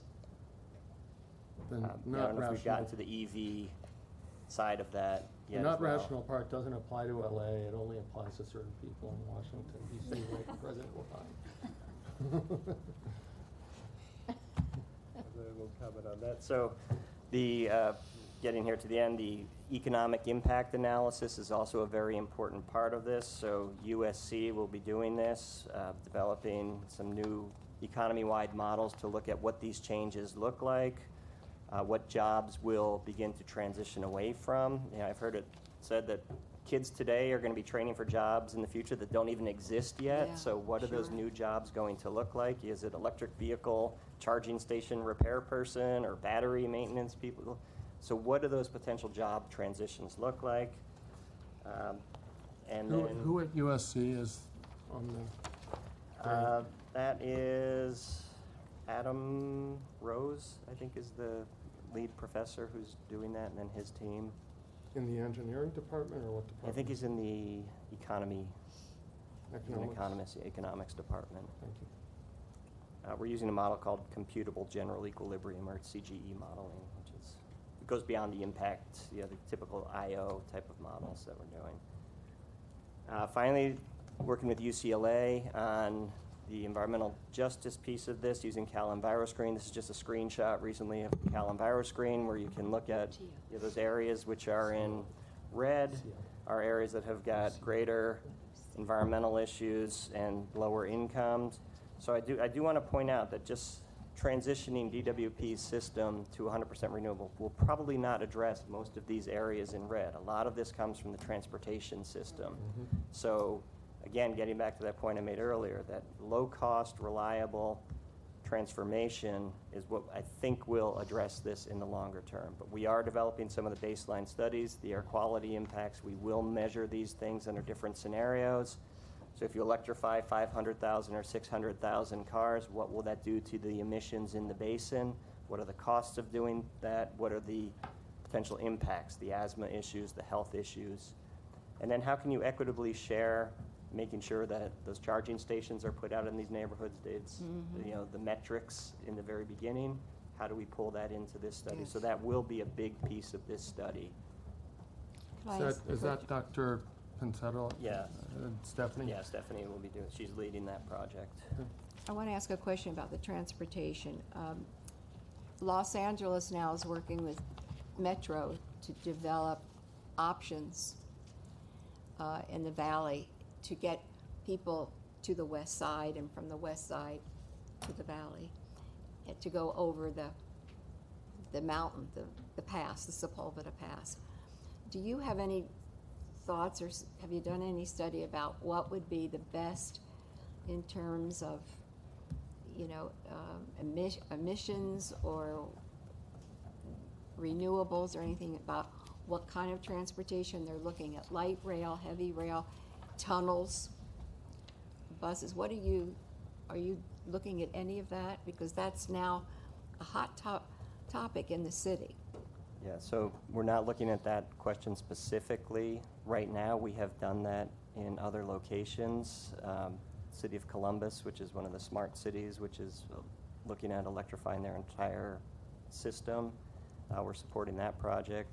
And we have a whole transportation group that looks at those issues of light rail, electric buses, duty cycles, where do you site charging stations, how do you optimize the technologies that get deployed. So right now, for Metro's questions, I think they're part of LA County, right, the broader area. We're really trying to focus in just on DWP. Certainly happy to entertain looking at that as we go forward. Because I would be interested in your thoughts on that. Okay, we could talk offline on that Yeah. one if you want to. Dr. Pickle, are you getting involved in that at all? On which component? Pardon me? On which component? On the Metro, on the Sepulveda Pass, that the options that they have about 5 or 6 options that they're looking at to get people to and from the valley to the west side. No, not yet. Because I think that's really relevant to what we're talking about here. It will have an important long-run impact on electric demand and on costs and rates, but it's premature for us to be evaluating that. That is part of the evaluation of what might be included in the strategic long-term plan or these other long-term studies. Well, Metro is having hearings now. They had one on Saturday and in the west side on Wednesday. Friday night. Understood. We're tracking the news stories, but we're a 3.5-person office.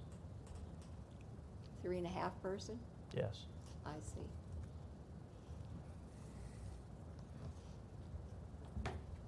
This is my last slide. So Yeah, this- before you get there, on the issue of energy efficiency and how it kind of relates to renewables, because it's used to, I think, as part of we use it as a proxy, I think, in our renewables calculations.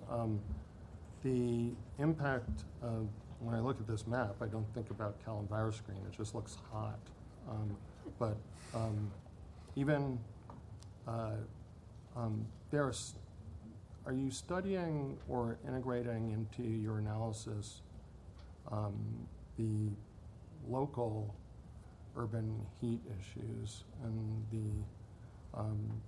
when I say local, I mean much more granular than even LAX, downtown, whatever, and what those impacts are, what those local to neighborhood by neighborhood impacts on grid resilience, and how that impacts the cost of inaction on the grid resilience issue. So I'll have to look at what scale we can get to. So for the residential sector, we're using a tool called ResStock, which is residential building stock, where in previous we've been able to go very ungranular, if that's a word, but looking at the county level. We've made some adaptations to really get down almost to the neighborhood level of trying to understand energy usage at those specific neighborhoods. Getting down, as part of this study, we'll have individual customer data to at least understand their load. I don't think it would be too difficult to overlay some issues, say, through the GIS system, if you can look at and identify where those urban heat islands might be and see if there's any correlation between there, and then perhaps make specific targeted recommendations for those communities. That's what I was actually getting to, and I think there are some data gaps there. Even with all this money, not just that we're spending, but everybody else is spending to understand urban heat. And when you start getting down to every 3 or 4 blocks, by every 3 or 4 blocks, you get temperature gradients of 5 degrees, sometimes over half a mile. Temperature, urban heat, trees, everything correlate with a lot of different things. Whether they're causation-based or not, it's still worth looking at and understanding to see if, from a policy standpoint, we can drive the urban heat down with actions that we take that are beneficial to, especially to those ratepayers who may be most immediately impacted.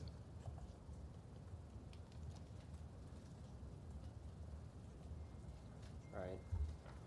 So as part of that, we are trying to target, make sure that at least as possible, deployment of solar and energy efficiency can be targeted towards those specific communities. Adding on that heat island effect would be a really interesting piece of this to look at. So we'll talk to UCLA about that. They do have the Energy Atlas that we'll also be building I've seen from. it, and I don't think I that think it it's needs to get to adequate. a, I don't it needs think to get it's to a finer adequate for level. what this question's about. Right, but it's I a don't spot think where we it's can adequate. start. I would hate to be funding the work for all the world through this study to do something like this, but I think it's something, if it can't be done in this study, Eric, we might want to look at through other means in energy efficiency. Very good. So finally, just pulling it all together, it's a comprehensive study. It's never been done before, to our knowledge, so LADWP truly is leading the charge of looking at how do you transition a very large power system to 100% renewable and do it affordably, and understand what all these look like. So from behalf of NREL, our staff are very excited to work on this project, and we value the partnership and look forward to the next 2 years of working with you.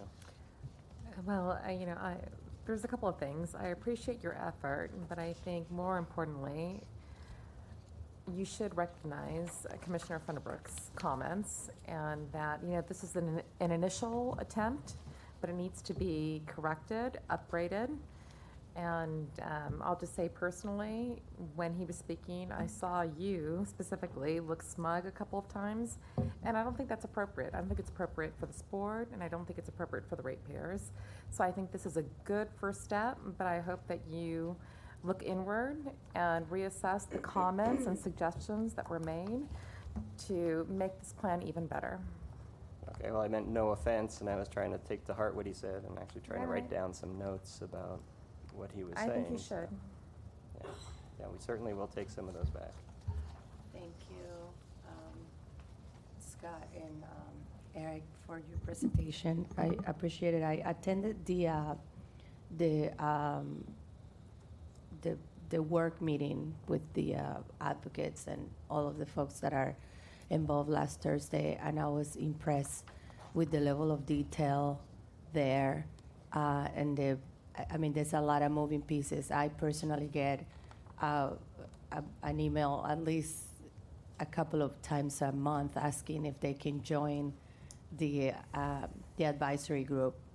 So it's exciting to see that everyone kind of, when they hear that this is happening here in LA, they also want to contribute and they want to participate.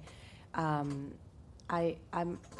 reminded constantly the amount of effort that you are all putting on this, and with all the modeling that you have to do and all of the other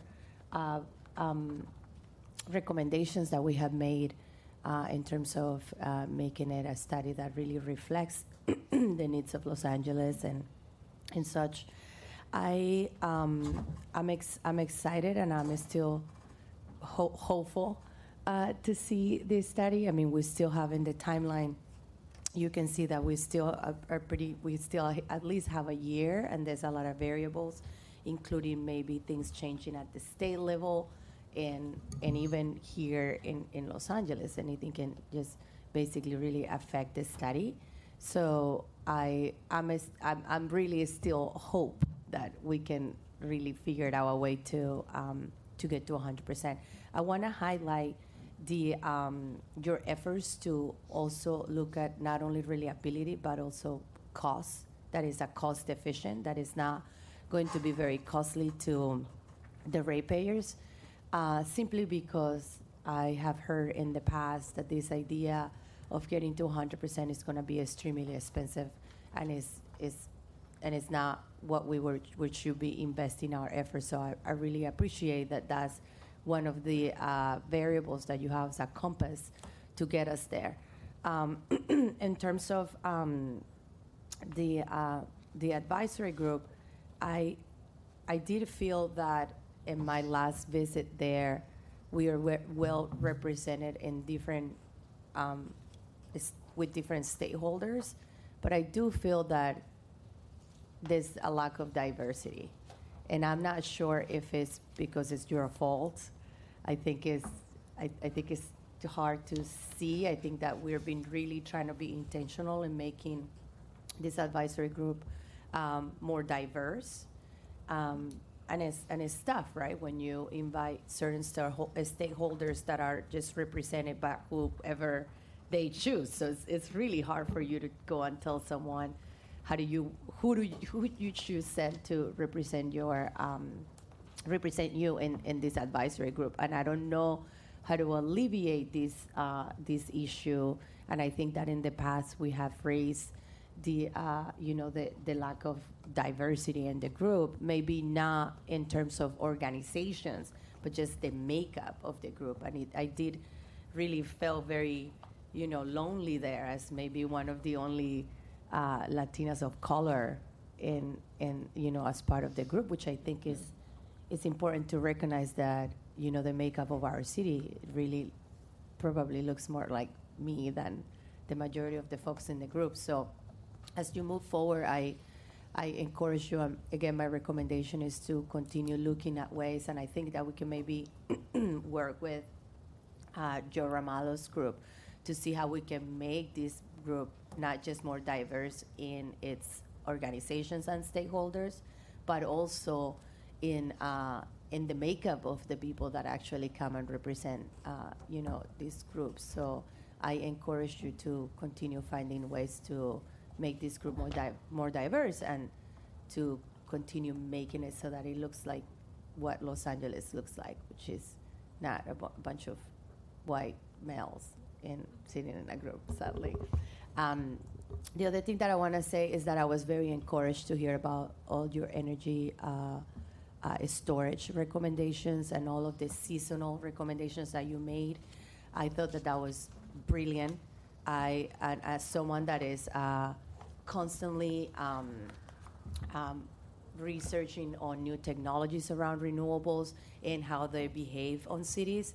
I was very encouraged, especially because we're asking, the department has really invested on electrification of, the automobile and in our rebates and such.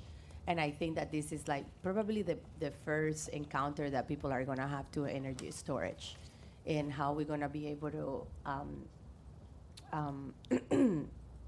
manipulate, for a lack of a better term, in the future. I think is something that I'm curious to see. I'm excited to see this. Every time I speak to folks around in different events, people are very excited. In fact, when people don't know that we're doing this, it cuts them by surprise, and it makes them also very excited to belong to a city that is really investing on at least seeing this move forward. So thank you for all your work. I know it's not easy, and I know it's not easy navigating all the politics and the personalities, but thank you for your work. How do people apply for the advisory group? How are they chosen? So we looked at big groups. We did not include vendors because they tend to compete with our supply chain. So we look at big groups that cover these big energy storage, solar, EE, neighborhoods, our premier customers. And we vet that through the mayor's office. They come up with their recommendations as well. And we developed this list of, originally I think it was about 40, and we've added a couple early on. And now we're rolling into it. And so we invite people who aren't necessarily AG members. We invite them in to come in and observe and provide input. So people who are there representing neighborhoods. Is that neighborhood councils? Correct. And how do they find out about it? How do they get chosen? Joe Romalo's group does an extensive outreach, not just in selecting them or in the actual information. The information. Let me help. Sure. So when the item was considered by council and approved, there was a dialogue that occurred between the authors of the motion, the mayor's office, and DWP staff, both from my team as well as executive management and power system. And we looked for a cross-section of environmental, community, customers, broad business, et cetera, both from both sectors, large customers, et cetera. There was a lot of dialogue, a lot of back and forth that went on about who should be included in and to set that list. So it was a collaborative effort with both the council authors as well as the mayor's office and DWP to establish the group to make sure it was a cross-section. For the neighborhood council group specifically, it would be the MOU committee, who we go through for our formal relations with neighborhood councils. So both Tony Wilkinson and Jack Humperville are representing neighborhood councils. We also do advertise and put out information that the meetings are open to attend, but as far as formal organizations, that all those logos that were on the slide that you saw there, that every one of those groups was vetted by the three parties to come up with a cross-section. Well, unfortunately, the word is not getting out to the local neighborhood councils, some of which have environmental committees and work on exactly this. And so how would someone like that apply, and how do we get the word out to people who are, the green and beautification committees that are working on things like this? There is definitely a plan to do additional outreach as the work of the group gets underway, and now they really are very well underway. And so over the next 6+ months, we do envision going out and partnering with local communities to host briefings, and we've discussed this about, for example, Pocoima Beautiful. We can do that as well with some of the neighborhood council groups and the environmentally focused groups from neighborhood councils to brief them. As you know, we recently went out on our power supply transformation, where both RACO as well as Power System, Mr. Wright, briefed neighborhood councils on our overall power supply portfolio and long-term look. Now looking at the 100% issue, and 100% was a part of that presentation. now we can go more deep dive on the 100% with those various community groups as well through our regular outreach and briefings with them.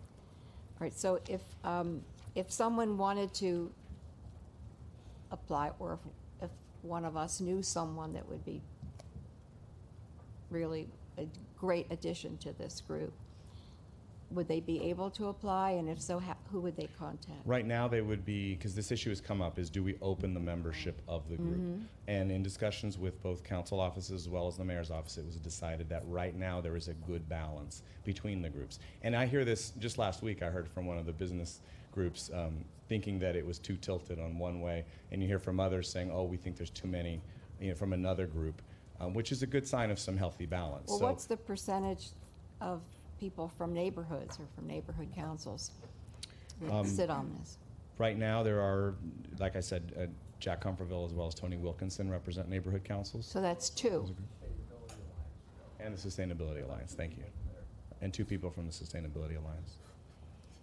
Well, the people from the Sustainability Alliance, and they've been here, they are not necessarily neighborhood council people. Because We can go back and look to identify the individuals who are coming and whether they are, and I can let you know. I mean, I think that it is fair to say that we've said we'll go back out and we'll reach out to these groups and partner to do additional community outreach. We do need a manageable size group, and I think Eric's brought the list up in terms of the actual members on the screen. I think we can go back with the mayor's office and the council offices and revisit opening it up and broadening it. The intent was to have really a group that was with us for the long haul. This group was established over a year ago now, that would be able to get up to speed, learn the issues because they're highly technical, and be able to then be a part of a long-term planning process, just as we did through the IRP planning process for so many years now, that really never existed, prior to about 7 years ago on the IRP side. So we do welcome anybody to come to the meetings and listen, but being a formal member, it has not been opened back up for formal being a member of the group. well, I'd like to just recommend to the mayor's office and I will speak to Tony Wilkinson also, that this be opened up more to neighborhood council people who are interested. And to pick up on Commissioner Vasquez, certainly we need to go into those underserved communities and get people there to really encourage diversity on this committee. I would like to know what that is as well. But at our last Valley Alliance meeting of neighborhood councils, I believe Louis Ting was there, and the questions from those neighborhood councils, and we represent 40% of the city, the questions were really very, I don't know how Louis would describe it, but they were really good questions. They were really engaged. They were right on point of all the things that he was saying about the power side. So I think we're missing a great opportunity to get people involved in it, and this is going to affect the communities as well as, businesses. So I think we should involve more community people.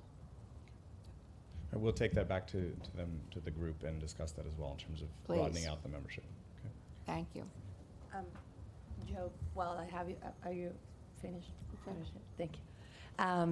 While I have you here, one of the things that I heard at the advisory group was the lack of collaboration with other departments, the other city departments, like safety, building and safety and such. Because if this moves forward, this is going to affect the city in so many ways. And there's so many moving pieces already happening. I don't think there is anybody from those departments represented in the advisory group. And I just wanted to share this with you because obviously you were not in the conversations, but I thought it was a really good point. And how do we collaborate with other, departments in the city and also making sure that they know where we're at and how this is going to also affect them. So I think in the advisory group, it might be worth to look at what are some of those departments that can be beneficial to be, here in the advisory group so that they can also contribute and participate. So that's just my humble advice. I think we could certainly look to invite additional city departments. They wouldn't be members per se because it's an advisory group advising the department and the city on how to proceed, but certainly to attend and participate, I think would be helpful. I don't know, Scott, you were in that discussion particularly. Is there anything else that you want to add? Well, there's also Department of Transportation, Right. Bringing them in because transportation is such an important piece of this. Housing, I think, was another one that they talked about. So as they address the housing crisis here, making sure that that's done with efficient buildings and energy efficiency and solar are integrated there from the beginning. So yeah, that was part of the discussion of that group that we were in. Thank you. Sure. Just wanted to mention. Joe, let me just ask you a couple of things here. I'm not pleased with, in the sense that I love the product that it's going through. I don't like the optics. They're crummy here. And I think that we could have done a better job on the being that, how much are we making on this contract, Mr. Enrell? How much are we paying you on this one? This is a $9 million contract. So there's $9 million, separate from the 4.5. Okay, this is a government agency, and we are a government agency, quasi-government, and I think that we as commissioner, I feel like I could have done a better job of staying on top of this. So what I'd like to ask you to do, I'd go a little farther than Jill. I'd like to ask you to specifically bring up in your next meeting with the mayor's office, reorienting and revetting how this commission was formally composed. Because I think there was a great effort made at organizational diversity. Phenomenal. Nobody's ever going to have the power that they want to be at the table, right? So I think you did a phenomenal job of all these different organizations. Very, very diverse. However, I was contacted by 4 men last year who were on this, they were members. 4 men. I'm a man. I have privilege of being a man. I am sharing my privilege with women right now. We did not do a good job. There were 75% men in the primary slot of members on this panel. That's not representative of the city. And we're making decisions that, these are multi-billion-dollar decisions that we're being asked to make. And so how can we look back and say, well, the policies for these multi-billion-dollar decisions made by a panel is 75% primary men. So alternates, we can wash anything and make it look diverse. But who has the power? The primary. And we've just heard, our commission has just heard how much effort it takes to get up to speed and how much is being invested in this knowledge transfer. So do we really want to give 75% men more knowledge in professions that are lacking women? Or do we want to try to look for the experts who are women? And there are plenty of, here's what really gets me going. There are plenty of experts. This is not a diversity thing. This is not a, affirmative action. Let's just call a spade a spade. No pun intended. This is about economic and about reflecting with experts who are already experts. So I don't think this has been, it's in the middle. I've witnessed this also on the One Water Task Force. I've witnessed it in every single entity where people with power are holding on to power and they are not letting other people at the table. So I don't put that on you, Joe, at all. You did a great job of putting the organizations together. But I put it on all of us to kind of reflect and look at ourselves, say, do we want to have the decisions made by panel members and give the power of knowledge to 75% when 20, we're trying to, that's at odds with all of our other policies, and there are experts. It's not like these are check the box type of deals, which I, as a male, straight male, privilege, have heard too many times on the other side of the telephone where nobody knows who the hell they're talking to for the past 40 years of my professional life. They think they're talking to somebody else because my voice sounds a certain way. But when they get caught with their pants down and they see me in person, they have a different look at things. So let's look at ourselves. That's all I'd say. Let's look at ourselves. That's what the whole thing about equity is about. It's just we're looking at ourselves. We're trying to do it. We're trying to do our best job. But clearly, when there's something that doesn't come out, we're in the middle of a process. Maybe we can't do it. But I'd like to see if you can. Like to be firmer than Commissioner Barad in a request to bring it up, and if it can't be done, it can't be done. I understand, but the outcome of having a 75% male panel as primary, and then the alternates are 75% female. What does that look like? Looks like every law firm these days. It has 90% equity partners. This is something that's going on everywhere, and I think we're perpetuating it if the expertise is out there, and it has to do with more targeted and specific outreach, like just really and drilling people and saying, we're not telling you, but we want to make sure that this panel is at least, we want to make sure that we have some balance in this panel. Our ratepayers are not 75% men. All right, now the businesses maybe 75% men, but there's another reason for that. Commissioner, we'll discuss it with the offices, and also I just want to know that the organizations are the members, and we did ask them to designate two individuals. Those individuals, I just want to make sure we're all clear, those individuals have no difference in standing in terms of discussion, participation, attendance. But I understand what it looks like when you have someone designated a primary and an alternate. So we'll go back and discuss that and see if we can I've been on find a task forces solution. like this, federal, state, and local, and let me tell you what. When I'm the primary, I behave differently, and I have more power. And it's ironic that that's what we're talking about, is power. Talking about power. Talking about power, not just power for our utility, but power that gets vested in people when they get in positions of privilege. And it's a privilege to serve. It's a privilege to serve here.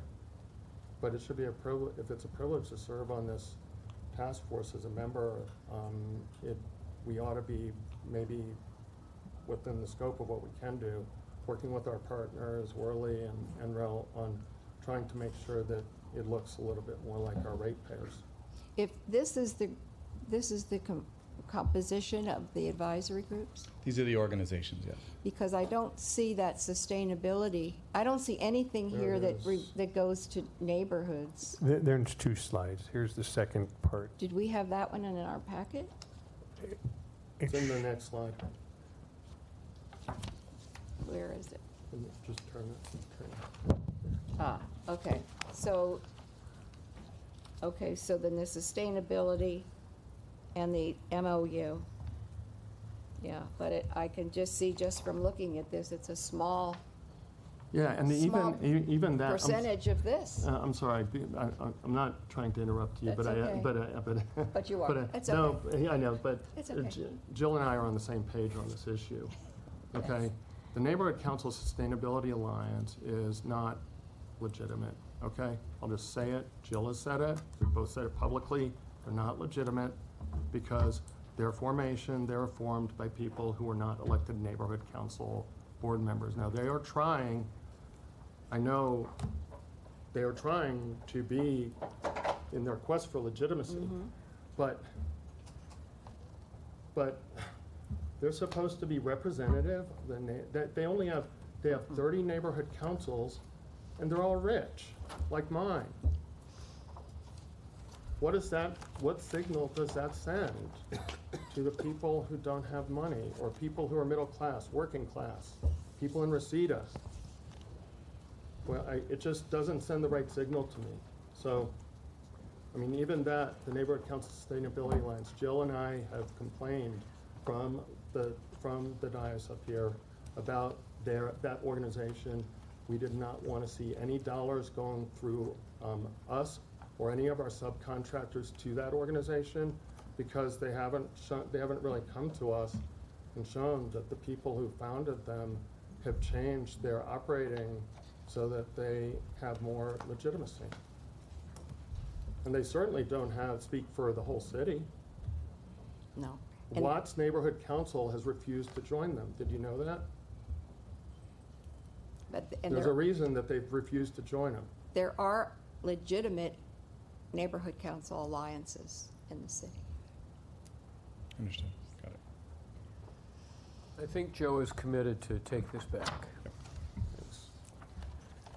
Thank you very much. Can we move on? Thank you very much. Monthly reports. Financial Services, March. And Santilli, the report is in your package if you have any questions. Any questions? Hearing none. Power System, March. There are actually two power system. March, April, and April RPS. Yes, three reports in your packet that I'd be happy to take Any questions. Thank you. Informational reports, Efficiency Solutions update. I have a question. We'd be happy to answer questions. Efficiency solutions. All right.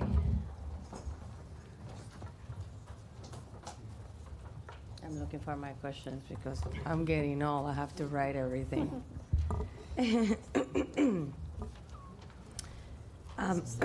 So I think what might be helpful, and I don't know if you can talk about it, right? Should we go into your present? Let me just ask the question and see if you maybe can address it, because it's already 1 o'clock and I know we've been here for a while. But I would like to see which of the programs that you have listed on what we have on our folder are beneficial to low-income customers, especially low-income seniors, and who might need more assistance during the summer. So, you know, in places like the Valley or like places where it's harder. Also, if there are existing resources available to focus on those programs that can move the needle on low income.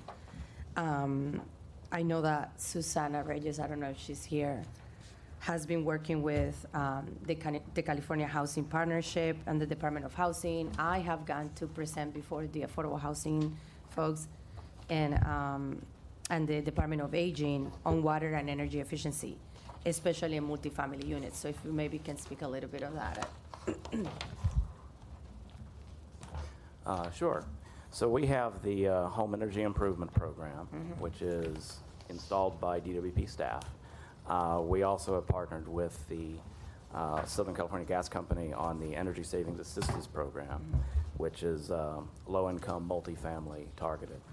And we've served about 3,500 Hackler units through that, and another 5,000 or 6,000 affordable housing developer portfolio properties, units in those types of properties.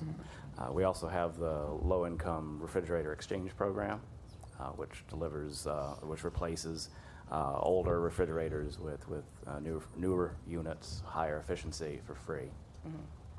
And the Home Energy Improvement Program primarily has been working with the single family, but we target it towards low-income, moderate fixed-income folks.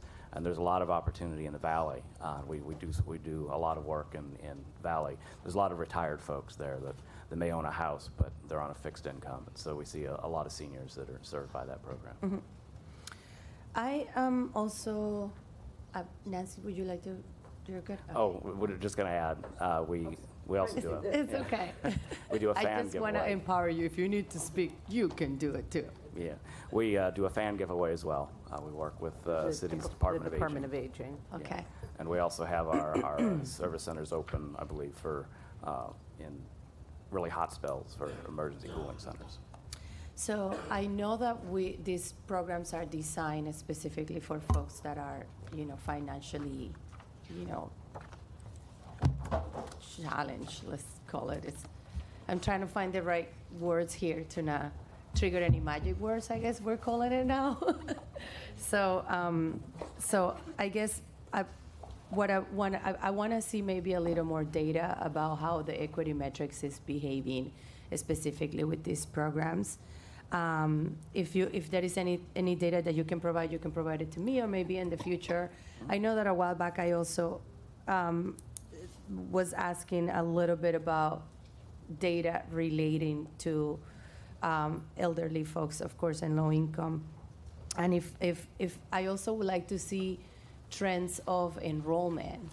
And I know in the past, I think a customer contacted me, one of the customers that receives one of these, that is a recipient of one of these programs, and said that that it was hard to re-enroll.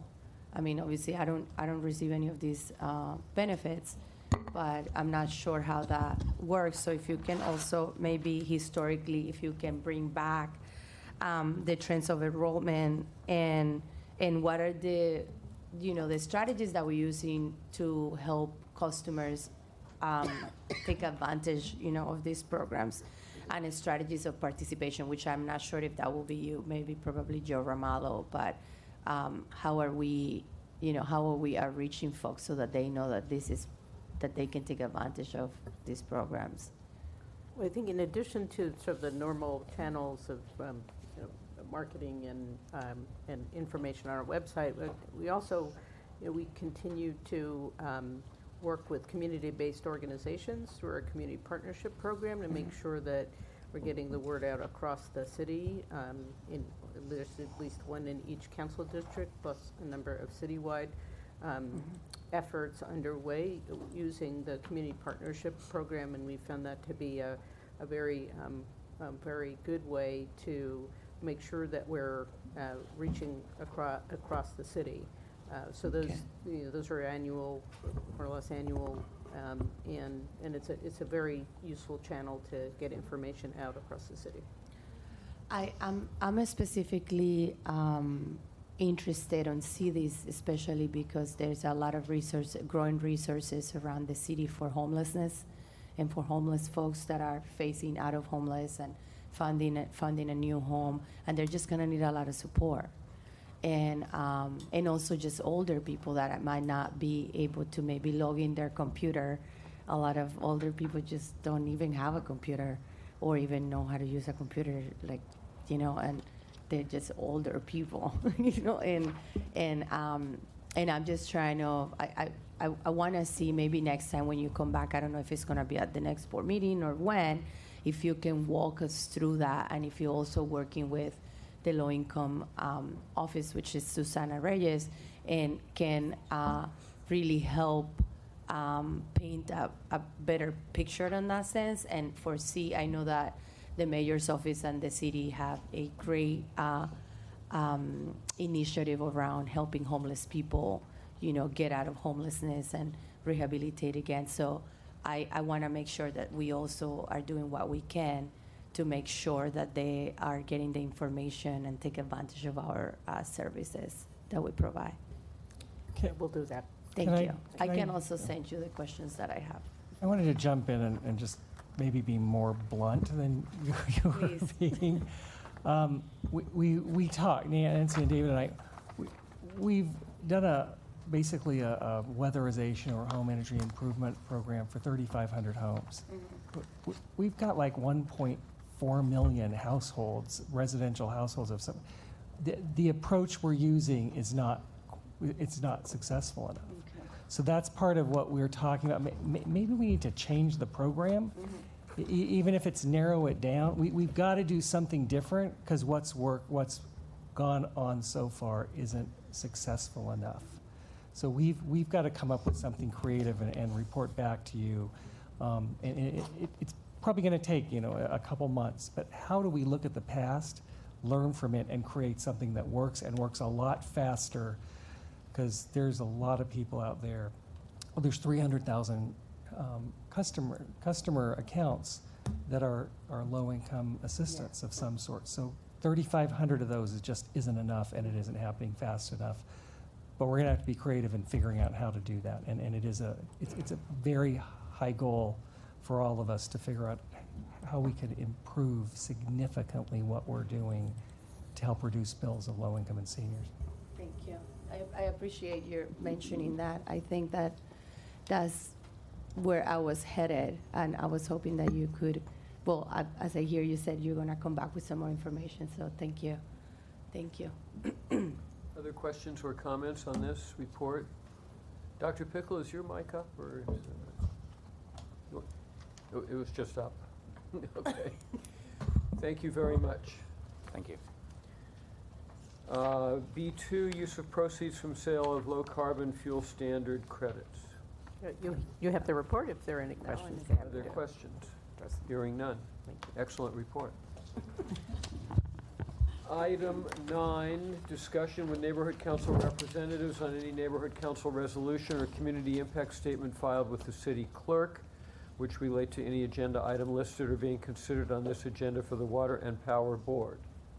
No community impact statements or formal positions were filed by any neighborhood councils on the items on today's agenda. Approval of the minutes from the regular board meeting of May 22nd, at which all commissioners were present. Are there any amendments, changes? Is there a motion? Is it the minutes? This is the minutes. There are, I had a number of requests the last meeting. What I wanted to bring up, and I don't know how we can address this, it's been brought up by some stakeholders that Commissioner Noonan and I both made requests on another item 2 or 3 years ago for a report back in 6 months. No report back was made that I'm aware of, even though it may have been made in the context of our power report. And so I would just like to bring up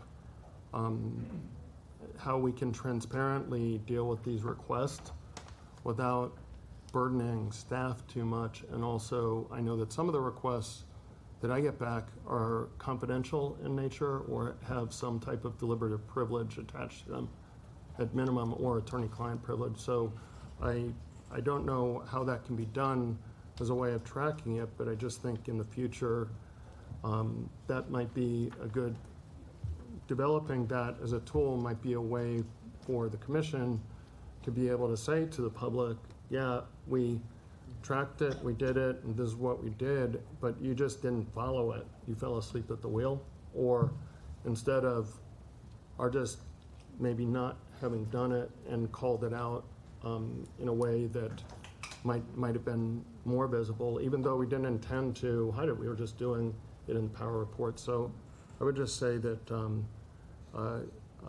if there's a way of doing it without burdening the staff, Commissioner Levine. Well, can I make a suggestion? Yes. That this is just to correct the minutes from the last meeting. Yeah.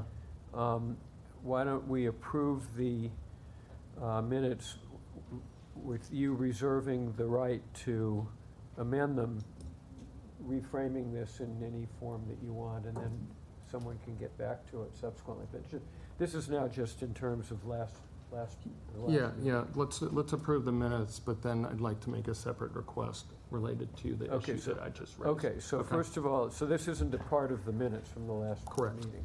Okay, is there a motion to approve the minutes from the last meeting? So moved. Second. Those in favor? Aye. Okay. With that being said, President. But let me just go back to Mr. Funderburg. What is your request? The request would be for staff to report back on tracking commissioner requests and making them transparent. I've heard from a number, wide diversity of people from the Saturday morning meeting that gets convened for the budget advocate and neighborhood councils that I occasionally go to other people associated with all levels of government in the city about this issue, but I don't think that it's something that's intentional.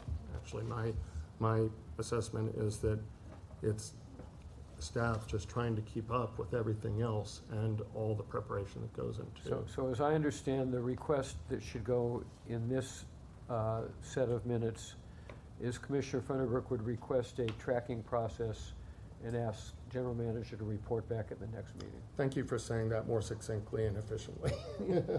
Yes. Is there any objection to that? Hearing none, that request will be in the minutes.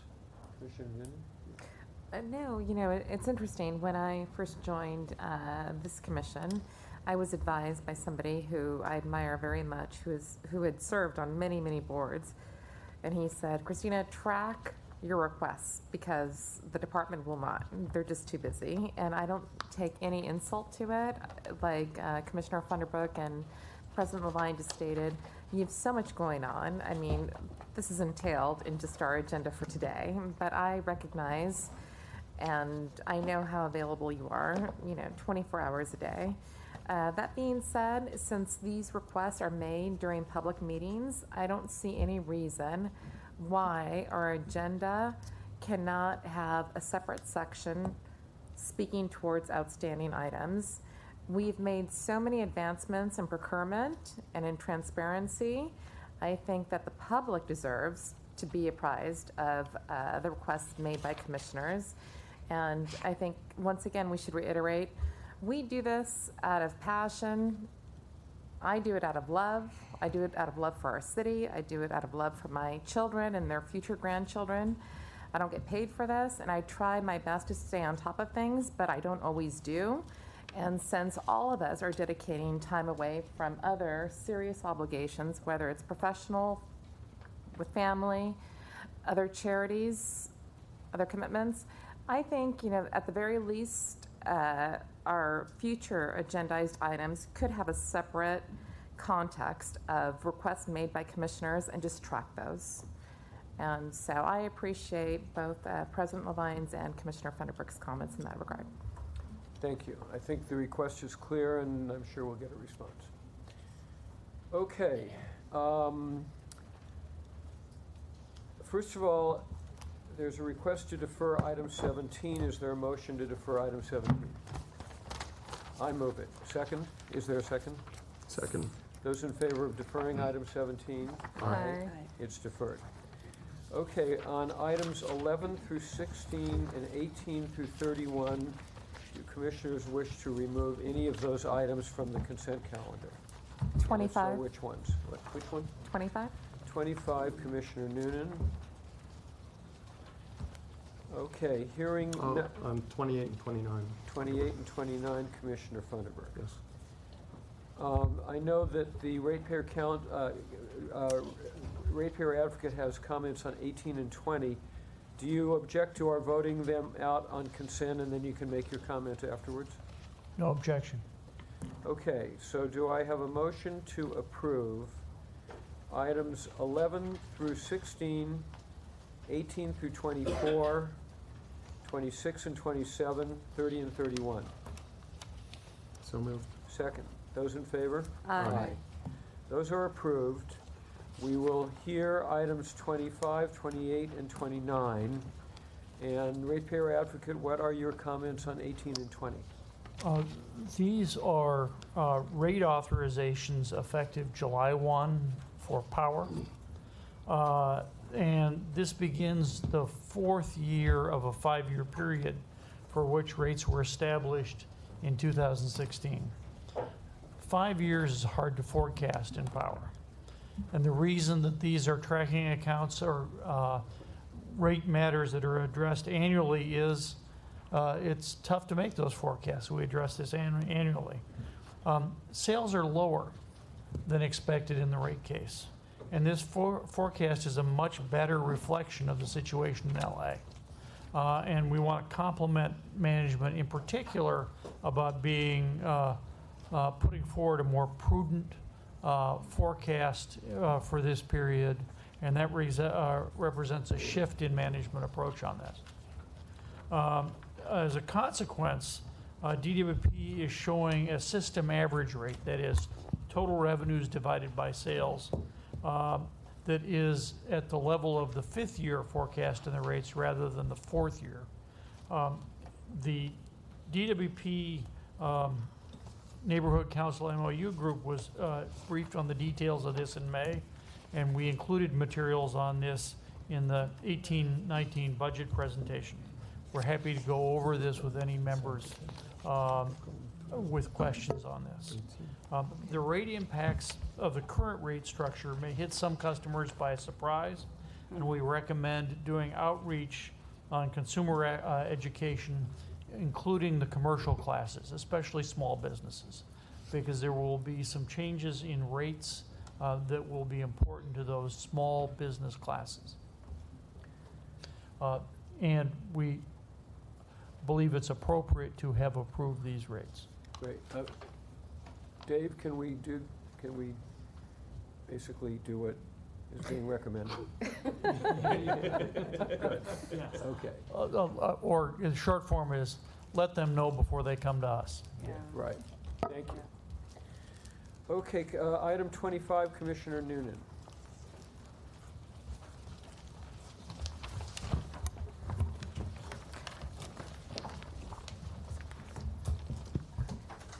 Good afternoon. Louis Ting, Power System.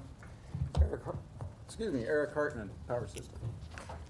Okay, well, during my time here serving on the board, I've gotten to meet so many incredible employees at the Department of Water and Power. And I applaud all of the employees, but there definitely was one gentleman that stood out. And just to respect his privacy, as well as this board's, I won't go into detail, but I and another commissioner, we were very, very, very impressed with his knowledge. And he took the time to write a very, very thoughtful email to me yesterday regarding this item. And because I respect him so very much, I did offer the courtesy to General Manager Wright to also be able to speak towards his questions. But I'm a huge advocate about transparency. And without reading out his 3-page email, which was very, very well written, there's one thing that stands out. It stands out that the MOU between LAWA and DWP is not transparent. And he specifically states that we're being requested to provide an initial $18 million worth of funds, but that we're silent about the yearly funds that will be required at the department, which will be taxed onto our ratepayers. As a commissioner, I hope you can recognize why I can't approve this MOU without this yearly assessment being stated out loud and written out formally within the MOU.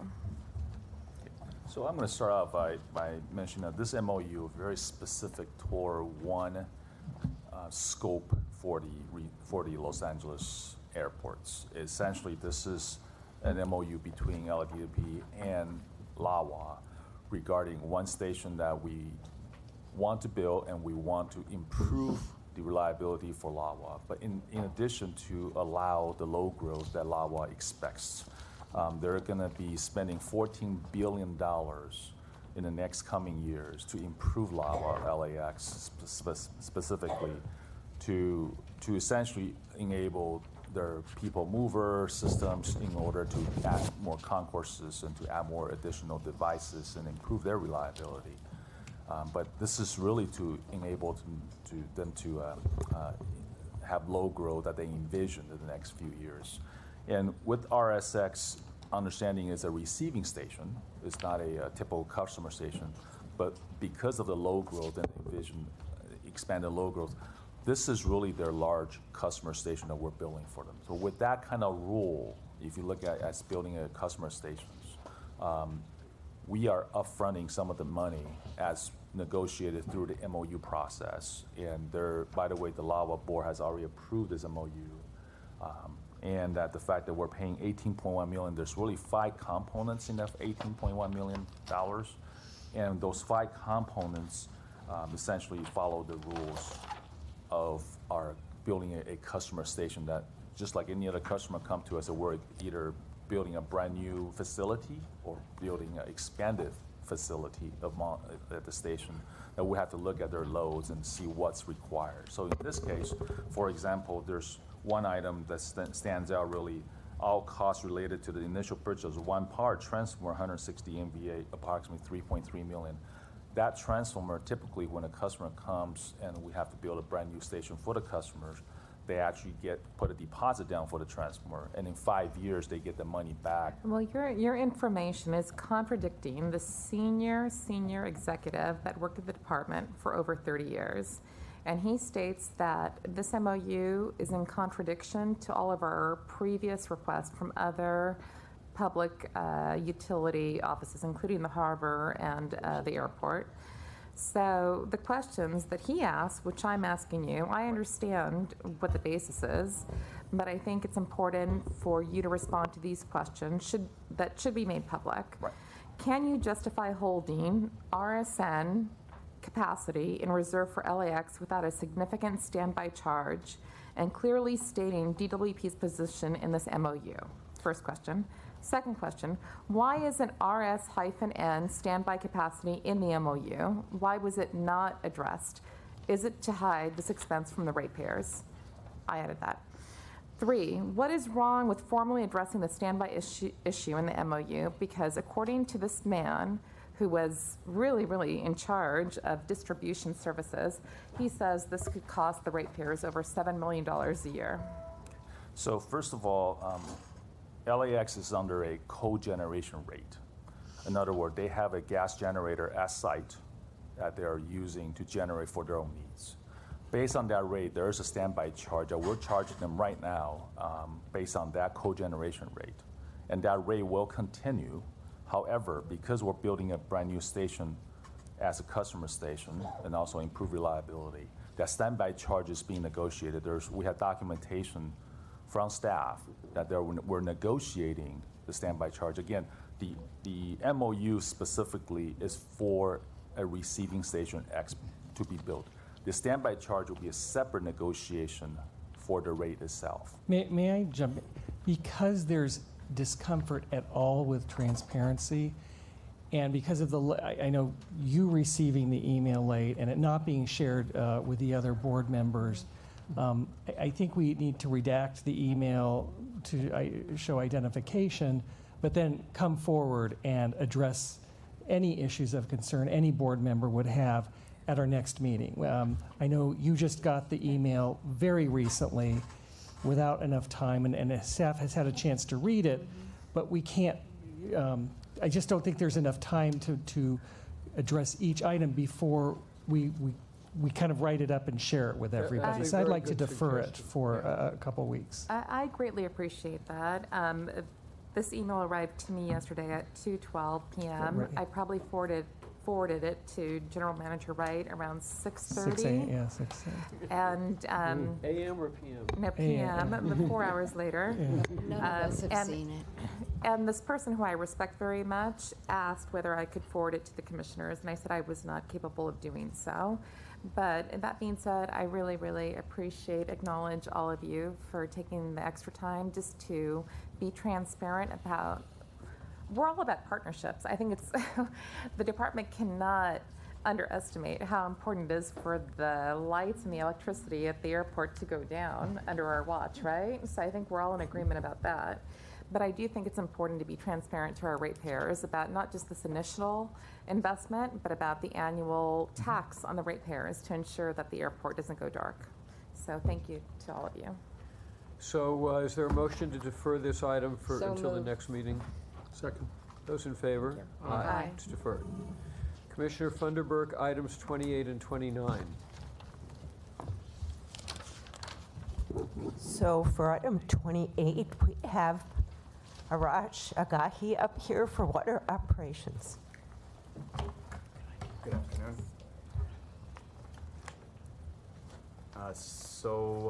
Here we have an amendment to an existing contract whereby we're requesting monies that were allocated for an emergency declaration last year to be reallocated for our use for air sciences. So when you say reallocated, do you mean it's not going to the emergency declaration anymore? I'm familiar with Basically, Air yeah. Sciences. They do the kind of dust Right. ID model validation to the extent that we believe what's in the dust ID model and everything else associated with Yeah, correct. So kind of to summarize, March of 2016, the board authorized $14 million for air sciences to do the tasks that you just mentioned. Last year, under the emergency declaration, there was $3.1 million that was authorized that will not be completely spent. So we're saying, let's not change our not to exceed. Let's reduce by $1 million what we've said is there for emergency, and instead increase the 14 million to 15 million for the dust modeling, et cetera. Okay, that's it. Thanks. Thank you, Susan. You fine on both items? No, I want to, 29, I'd like to. Okay. Well, I think he was dealing with 29 at the No, I same think time. I'm 28. No, that was just Oh, I'm 28. sorry. Okay. Okay. So is there a motion on 28? So moved. Second. Those in favor? Aye. Thank you. It's approved. 29. So we have Dave Pettijohn from Water Resources and staff for 29.